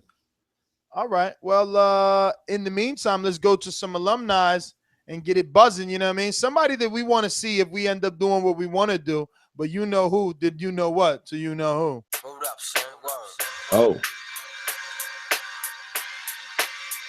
Yeah. To all the killers and $100, I got you stuck off the realness. We be the infamous, you heard of us. Official Queensbridge murderers. QB. What up, QB? Hey, getting his weight up, yo. Casual fan, I'm proud of you, man. You know more about boxing, man. That's what's up, boy. Yeah. Thank you. Me and boxing and me and Fight Doctor, we the same. We equal. Nah, that equal Fight Doctor on some BS, man. Yeah. Yo, but let me tell you about this, man. I'm disappointed in Canelo. I know it's a business thing with Canelo, but he shouldn't have he shouldn't have act like he was gonna fight him like that. Now, you know what I'm saying? If he didn't want the belt, he should have vacated after Cotto fight. But no, what he do? He took a personal load, you know what I'm saying? 2 weight classes down, knocked the hell out of him. And we all knew he was gonna knock him out. And now you want to vacate the belt? Come on now. And then you was talking all that smack when you were press conference and everybody gassed up just to vacate. Like, you lost a lot of, like, the fans. I mean, don't get me wrong. You know what I'm saying? And the Latino fans gonna be behind you still, but some of them feel a way about that, man. And you can't tell me they don't. They feel a way about that. Or they sad about that, man. You shouldn't have vacated just like that. You should have fought him. Now, you know what I'm saying? Or just kept it real from the door. Say what you gonna do. Don't have us like all like that, and then you didn't fight him. But you know what I'm saying? Here's my picks, though. My picks, I got Jermell Charlo over Trout. You know what I'm saying? And the reason why I'm picking Jermell over Trout, you know what I'm saying? I know Trout got experience and all that, but still, like back then, like a couple fights before these 4 fights he won, he got knocked down twice in the ESPN fight by nobody. His chin is suspect. That's why I'm picking Jermall over, because Jermall got power, and he gonna have that jab in his face all night. So, you know what I'm saying? He hit him, you know what I'm saying? He catching the wrong way, it's over. Trout ain't got no chin. You know what I'm saying? Now one, you know what I'm saying, Jermell, you know what I'm saying, the other Charlo gonna win, and you know, Trout and that other dude, I don't even know about that fight, because Lara, we don't know what type of Lara gonna come in the ring. He gonna hit and run, or he gonna stay there and bang. I don't know. That other guy could bang, you know what I'm saying? Lara shouldn't even lost the first fight with. Like, you know what I'm saying, it was a draw, but it shouldn't have even been a draw. So Lara, you know what I'm saying, like, you know what I'm saying? So, you know what I'm saying, Lara crazy, man, with it, man. I don't understand that fight with him, though. It's all good. You know what I'm saying? So that's my picks, though. Oh, yeah, the Shannon Briggs fighting over there in UK, but Dave What's-His-Name said it's free, whatever, I think on Dave something. He said you can stream it live on Dave something, David Haye. Anybody know any insight about that? Yeah. It should be his Facebook. The last time he did it was his Facebook and his YouTube channel, I believe. So just follow his Facebook channel, follow his Facebook page, and you should be able to get the accurate link. But I believe his Facebook, he did it. His last fight was there as well. Dave the Champ, you're up. QB, thanks for calling in, my friend. Damn, man. You know what? Hope you guys are doing well. What I wanted to say was that, you know what I'm saying? Like, people think that Canelo, even though, you know, his money or pay-per-views are still going to stay the same, especially with this ducking of Triple G, man. It ain't going to happen. A lot of Mexicans already didn't like him because the Cotto or the Law fights were a little close. You know what I'm saying? Or he couldn't knock out Cotto. And now with him pulling out this pussy shit, man, he's going to lose fans. I used to be a Canelo fan. I'm from Mexico, man. And my family's from Mexico, man. And we didn't pay for this piece of shit pay-per-view he showed up, man. But the Khan, you know, respect the Khan. But he's chinny and he's a 47 fighter, man. It was a fucking cherry pick, man. Whoever bought that pay-per-view, fuck him, man. It was a bullshit pay-per-view. And Canelo's gonna get, destroyed in the media in Mexico, and he deserves that, man. Fuck Canelo. And yeah, man. Got nothing else, man. Thank you. Thumbs up. All right, Dave the Champ. Thanks for calling in. Yo, he was really frustrated about what Canelo did, huh? Yeah, man. Did he say he was from Mexico? Yeah. Like, I mean, lived in Mexico. Well, he didn't say he's living in, but he said he's from. Because I was wondering if Canelo gave that fight for free to the Mexican people as Pacquiao did to the Philippines. I highly doubt it. Let's get to a first-time Skype caller. It's been a while, so let's see. We're going to go ahead and... Ladies and gentlemen, making his professional debut... Robert Doherty. Talk to us, Robert. Thanks for having me on. Yeah, I just wanted to talk to you guys and say I love the show and keep up the good work. And yeah, it's crazy about Canelo vacating the title, but I think if the fight's gonna happen, McLaughlin's gonna kill him. So yeah, but yeah, that's really it. I just wanted to call in and say thanks, and I love the show, and I'll call back again some other time. Thanks, man. Give us a thumbs up. You calling from Scotland or Ireland? Where you calling from? Ireland. Ireland. What time is Nice. it over there, buddy? 2 o'clock. Oh my God, man. God bless you for being such a great TBV listener. Listen, I had no Yeah, I've clue. ordered my shirt online. Oh, that's amazing. I had no clue. I'm glad that you finally spoke, because remember, I went to you once or twice already. Now that I know you're from Ireland, I'll try to get to you first so you don't have to stay up so late, man.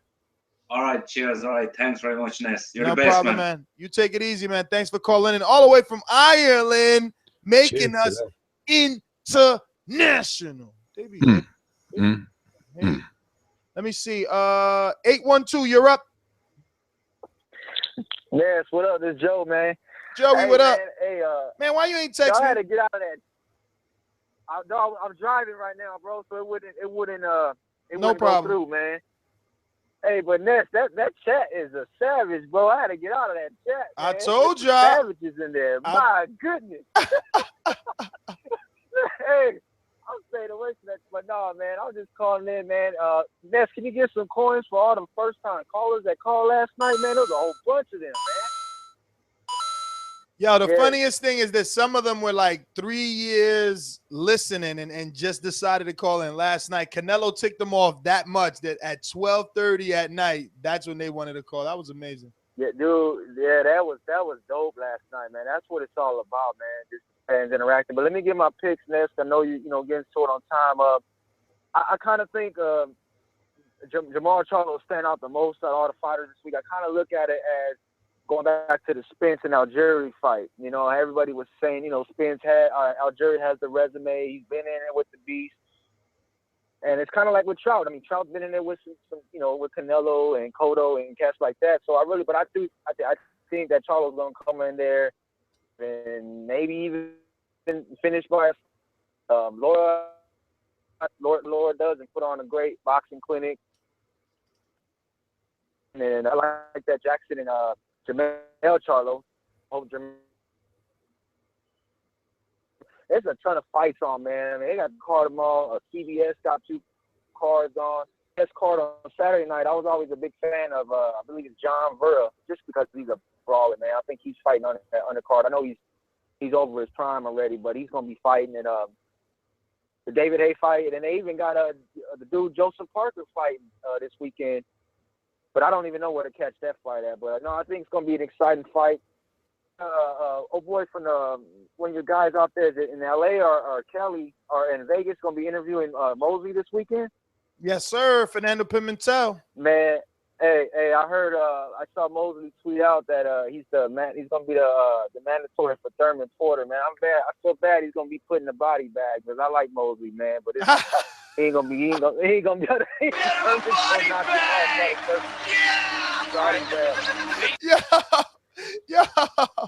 Yo, you know what's funny? He be sparring with Porter a lot. So when Porter beats your man, then damn, that fight between that ain't even gonna happen, man. Like Porter's not winning. I don't even want to go that route. I'm gonna say that for my on-demand show. We get into. I'm gonna do one for that the week of that fight, man. So I'm gonna do an on-demand show that Monday on Thurman and Porter, man. Joey, man, you are the best, man. What happened?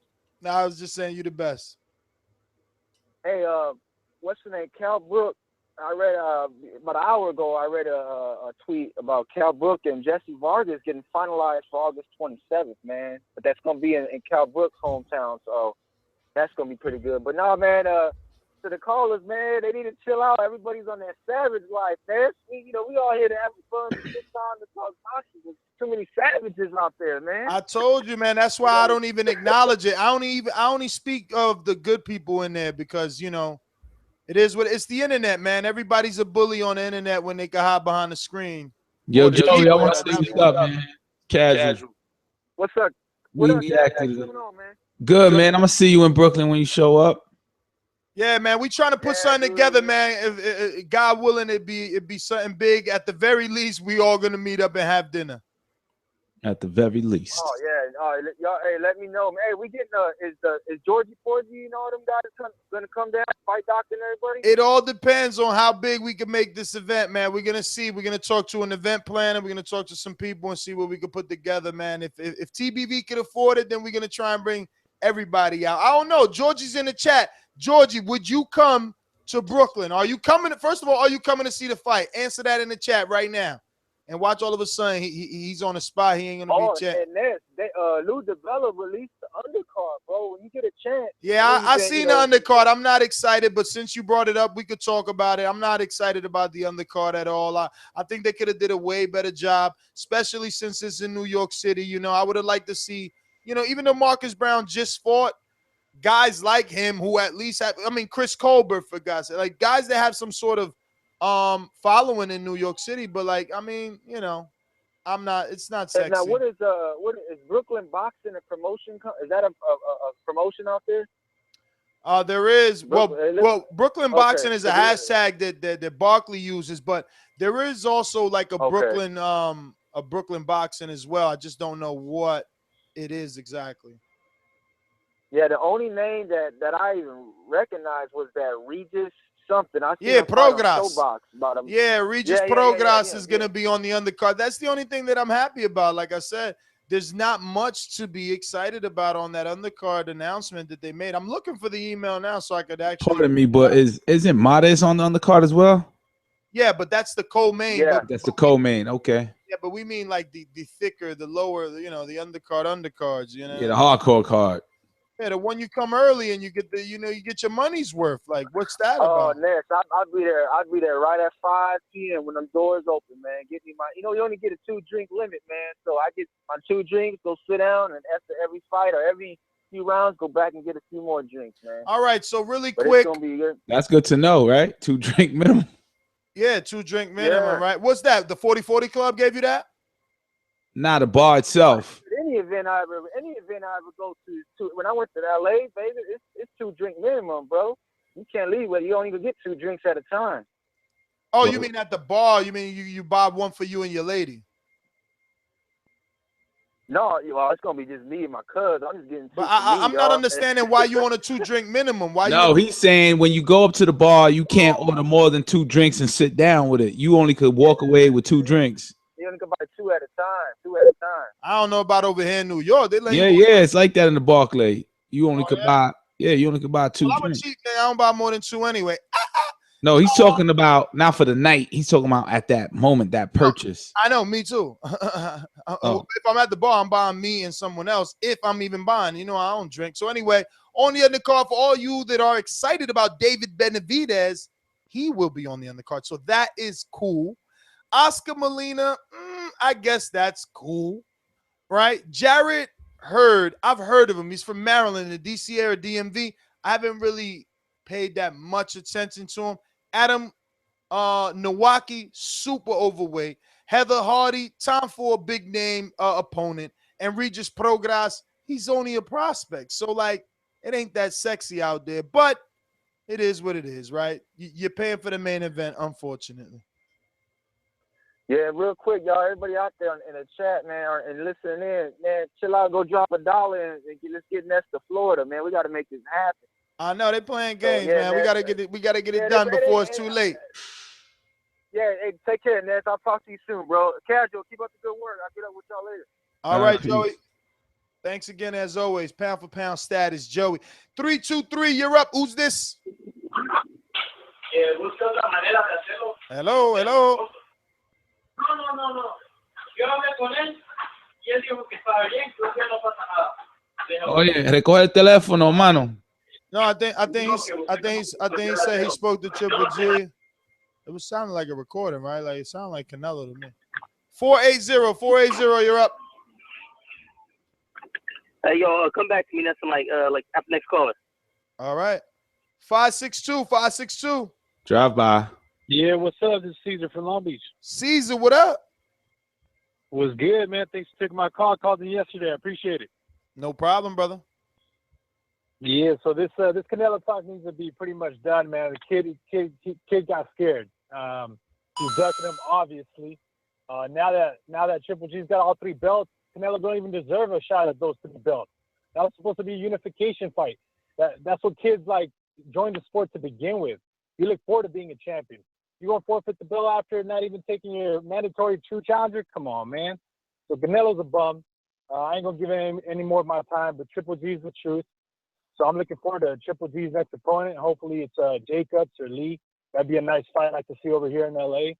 On top of that, man, I'd like to see some talk leading up to the Vasyl Lomachenko fight, because I look at Lomachenko as the pound for pound #1 right there, and I know that's going to be over at Madison Square Garden. I'm even thinking about flying up there, and on the same undercard, if I'm not mistaken, is Zhu Shiming, that Chinese cat with a really good amateur record and Olympic medal. So that's going to be a really nice card there. But this Canelo talk's pretty much over. Let's look forward to Triple G's next fight. Canelo don't deserve a shot at that. Regardless of money aside, Triple G should do us, the fans, the spectators, the people who actually pay for the fight to happen. He should do us a favor, not let a diva like that come up and actually even get a shot at a guy who's going to be holding 3 belts. And for that matter, a guy who's been fighting at 155 hasn't even fought 1 fight at 160. How would that even look good, man? How's that going to teach the kids anything about a just and fair system in boxing? Which you got to look up to if you can't even compete with a kid who never fought at 160 yet. He gets the title on his first fight, and then he forfeits it 2 fights later. Come on, man. Triple G is going to be a good example. I'm looking forward to his next fight. And let's get ready for that Lomachenko fight too, man. I know a lot of fighting. I like his style, but I feel like he does too much running at sometimes. And he doesn't need to because he's got the skills. It'd be nice to see him jump in a little more because he uses the angles. He works the ring really well. But that's about it, man. Thanks for taking my call. No problem, brother, man. Thank you for calling in. Casual. Oh, he dipped off. Let me see what we got here. 303. You're up. Hello? Yes. 303. Hello, bro. What's going on, brother? You gonna talk to us or what? Oh, he dropped off. Listen, 99 likes, really? Where's the love? I need to get that Jay-Z soundbite in here because I can't understand this. 99 likes on the show. What the hell? 804, you're up. Yo, what's up, Ness? It's Corey. Corey, what up? Corey from What VA? up, man? Yeah, Corey from Richmond, Virginia. What up, mister? What up, man? I'm going to keep it real, man. I was all bummed out about you and B falling out, but I ain't going to bring it up. It is what it is, you know what I'm saying? The show moves on. But, you know, like I said about the Canelo, man, on the blogs and stuff, man. 90 seconds. I knew Canelo was going to do this, you know what I'm saying? And I just knew that he didn't have balls to fight Triple G, you know what I'm saying? Like, to be honest with you, I feel like Triple G is more of his amateur record just speaks volumes. And Canelo was too young to have an amateur record. You know what I'm saying? To be honest, he was like started at 15 when people are doing Golden Gloves and stuff like that. Like all his amateurs was in the pros. And I mean, you know, he had to learn on the job pretty much. You know what I'm saying? 60 seconds. Which could be good and bad. You know what I'm saying? I think Triple G is an all around, you know what I'm saying, great fighter. I think he's pound for pound #1.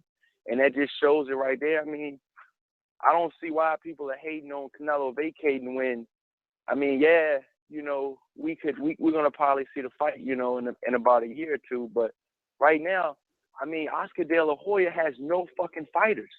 He has nobody. Who's gonna pay Oscar De La Hoya, you know what I'm saying, all his finances for Golden Boy, you know what I'm saying, other than, you know what I'm saying, his cash cow right now. You know what I'm saying? There's no other pay-per-view star out there like Canelo right now. You know what I'm saying? And Golovkin needs Canelo. You know what I'm saying? 10 seconds. You know what I'm saying? So I think a lot of these, you know, callers should have, you know, realistic mindsets when they call in the show and just, you know what I'm saying, think about it. You know what I'm saying? Because this is a business too. You know what I'm saying? Boxing is a business first and foremost. Before anything else is a business. And if it doesn't make business, it does. If it doesn't, you know what I'm saying? If it doesn't make money, then it doesn't make sense. You know what I'm saying? And I think that whole Golovkin and Canelo got caught up in the business. You know what I'm saying? Because I think Canelo will fight him right now. I think his heart will let him fight him right now. But I just think right now, you know, being Oscar hasn't really had too many good fighters right now. You know what I'm saying? He has a lot of young up-and-coming fighters because Al Heyman took all his fighters. I just think right now that, you know what I'm saying, he's going through a whole lot promotional-wise where he can't take an L. Like everybody keeps saying Canelo can take an L and be good. He can't take an L and be good because people, you know what I'm saying, Golovkin has at least fought 4 or 5 or 6 years left now. Not like, you know, Mayweather, he took an L for Mayweather. Everybody took an L for Mayweather, but I think a Triple G L would be different, you know, and that's all I want to say, man. You know, thanks for letting me in, and, you know what I'm saying, hopefully we'll get up soon. You know what I'm saying? I'm going to try to make it to the Keith Thurman Porter fight, man. All right, Corey. It'd be a pleasure to meet you. Ness. So if Canelo takes an L, his next fight, let's get hypothetical. If he loses, let's just shoot the shit, right? let's just shoot shit. If Canelo loses his next fight, let's just say it's the Golden Boy ship, the Truman Showboat. Did it hit the wall? Is it over? No, it's not over because many times we've been here with another promotional outfit or with boxing itself. We're always looking for the next thing that's going to knock boxing off the map or put boxing on the map. Or, you know, we always hear some sob story how, oh, once Mayweather's gone, boxing's going to die. When Oscar De La Hoya's gone, boxing's going to die. It just keeps happening, though. The sport keeps thriving. Like, you know, I follow Google search trends. Boxing's always up 100% whenever the big dogs fight. Wow. Yeah, so why are we upset about Canelo taking the L if he fights Triple G? Well, why is he so protected? Well, because they're in the business, man. Not that we like it, MD, but that's what they're into. They're in a business, man. So they're protecting their investment. Their investment is Canelo Alvarez. Canelo Alvarez can get in the ring and he can fight a guy like Rosado and it be okay. You know what I'm saying? That's the thing. So they're looking at that like, well, why are we gonna risk him with Golovkin? For what? Now the Golovkin fans, they need Golovkin to get that name. They need that name on the resume to legitimize Golovkin. So they throw salt at Canelo. They're the ones that are mad. Now, don't get me wrong. There are obviously some Mexicans like you've been hearing yourself that call in and they're like, yo, I don't like what he's done. But I think it's still too soon. I just continue to repeat that. It's too soon to assume. I think that there's still some time. Negotiations could take place, and then we could all be very, very happy the way that we were with the Mayweather-Pacquiao fight when that got finalized. 229, you're up. Hey, what's up? What's up? I'm new. Oh, well, wait a minute. Well, you deserve this, even though it's not a universal. It's not unisex, but you know, help work with us. Ladies and gentlemen, making his professional debut. Yo, my name is Shaquille Carter from Alabama, Georgia, 229. And that's all I want to say. Okay. No. We're gonna. How long you been a boxing fan? I just want to be known out there. You know, my husband watches boxing. I don't know anything about boxing. Oh. But I know I am a fan of Sean Porter and Keith Thurman. Okay. Well, who you going with in that fight? What now? Who you going with in that fight? Well, you know, I don't know. You know, I don't think that's a good matchup, Keith Thurman and Sean Porter. You know, I just don't agree with Sean Porter's style versus Keith Thurman's style. I don't agree with that. But that's all I can say. I can't, you know, give you too much details about boxing, though. Okay. Well, hey, you could definitely continue to learn here because we accept all casuals. We appreciate that you called in. I'm sure Monsterpiece and the other few females that we do have that do call in appreciate you finally, you know, coming out and jumping off that cliff, right? Metaphorically walking off the plank. She a long-time listener, but I don't watch boxing. That's good. No, she said her husband watches boxing. So, you know, that was cool. Coins. All right, so we get to the end of the show. Casual. Yes. Anything that we need to let anybody know? Guillermo Yo. now reinstated as the WBA junior featherweight champion. So they strip him, and then they got to give it back because these other dudes that's out there can't even defend it the way that he does. You know? They can't. No, they can't.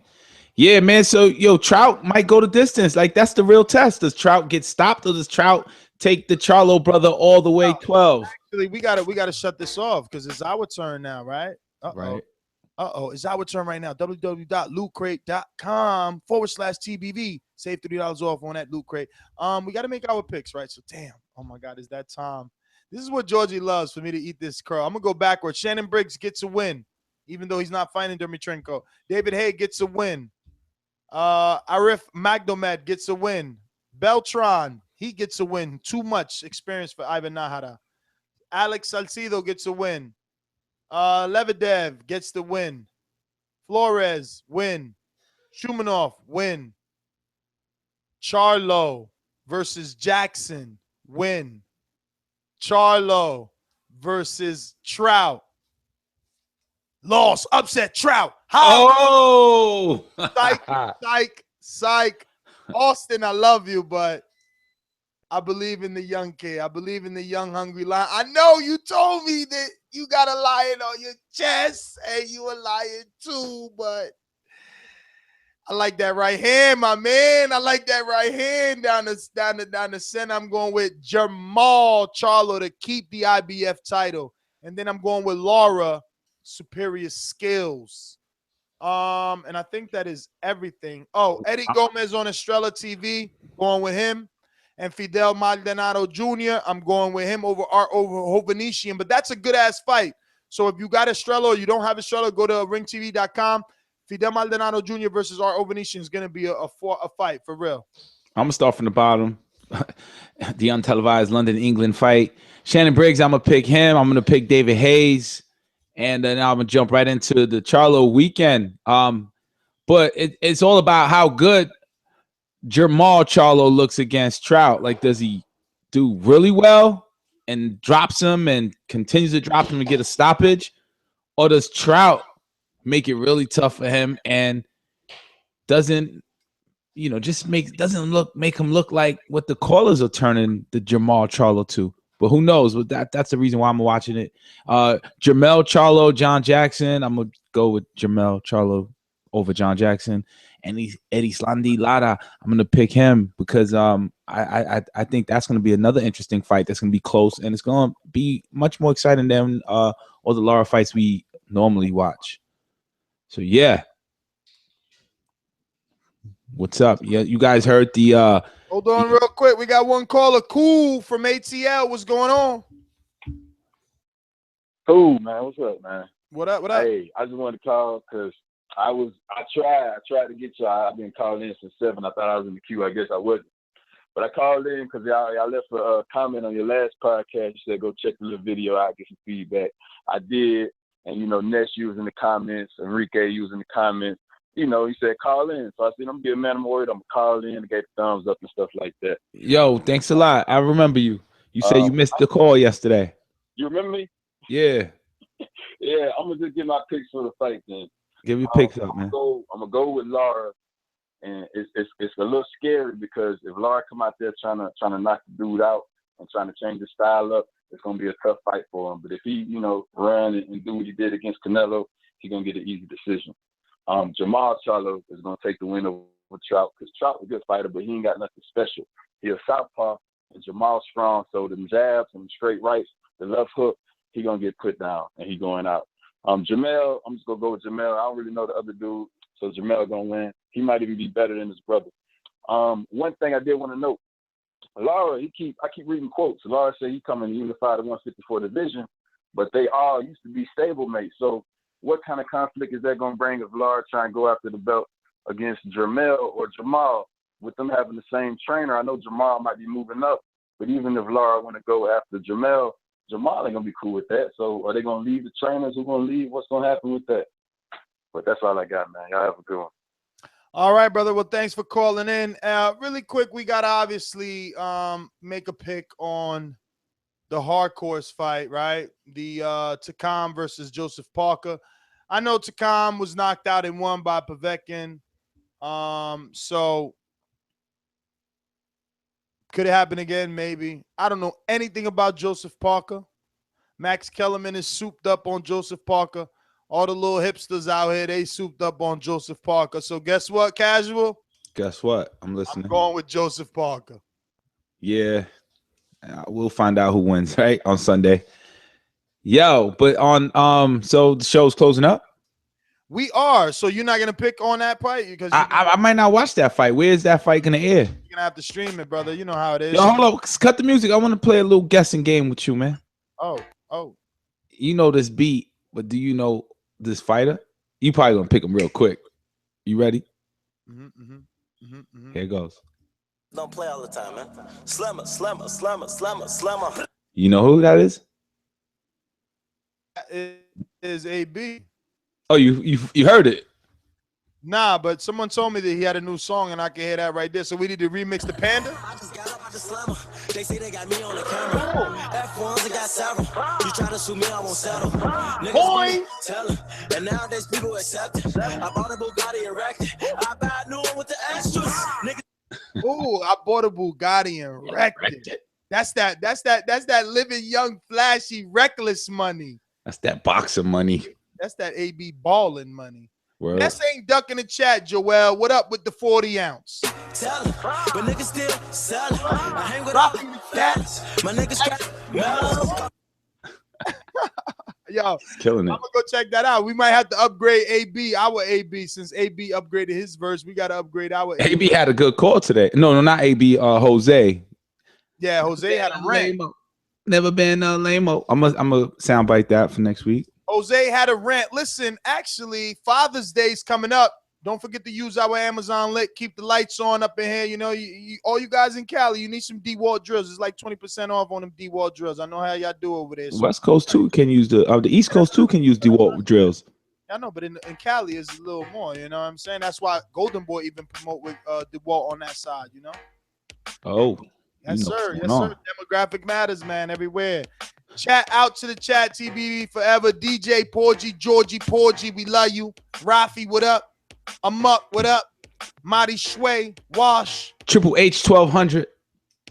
Jesse Kirkland. 1200. He's a pound for pounder, that guy right there. Mello.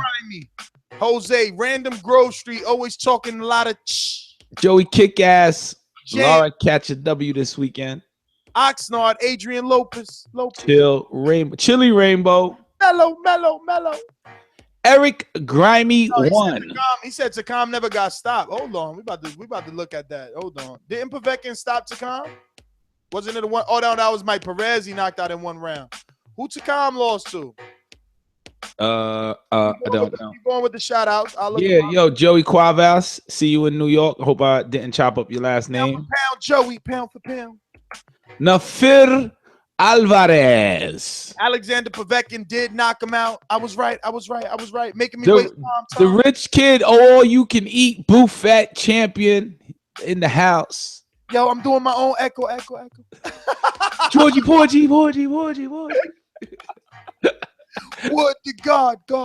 Do remember Rafi Taino?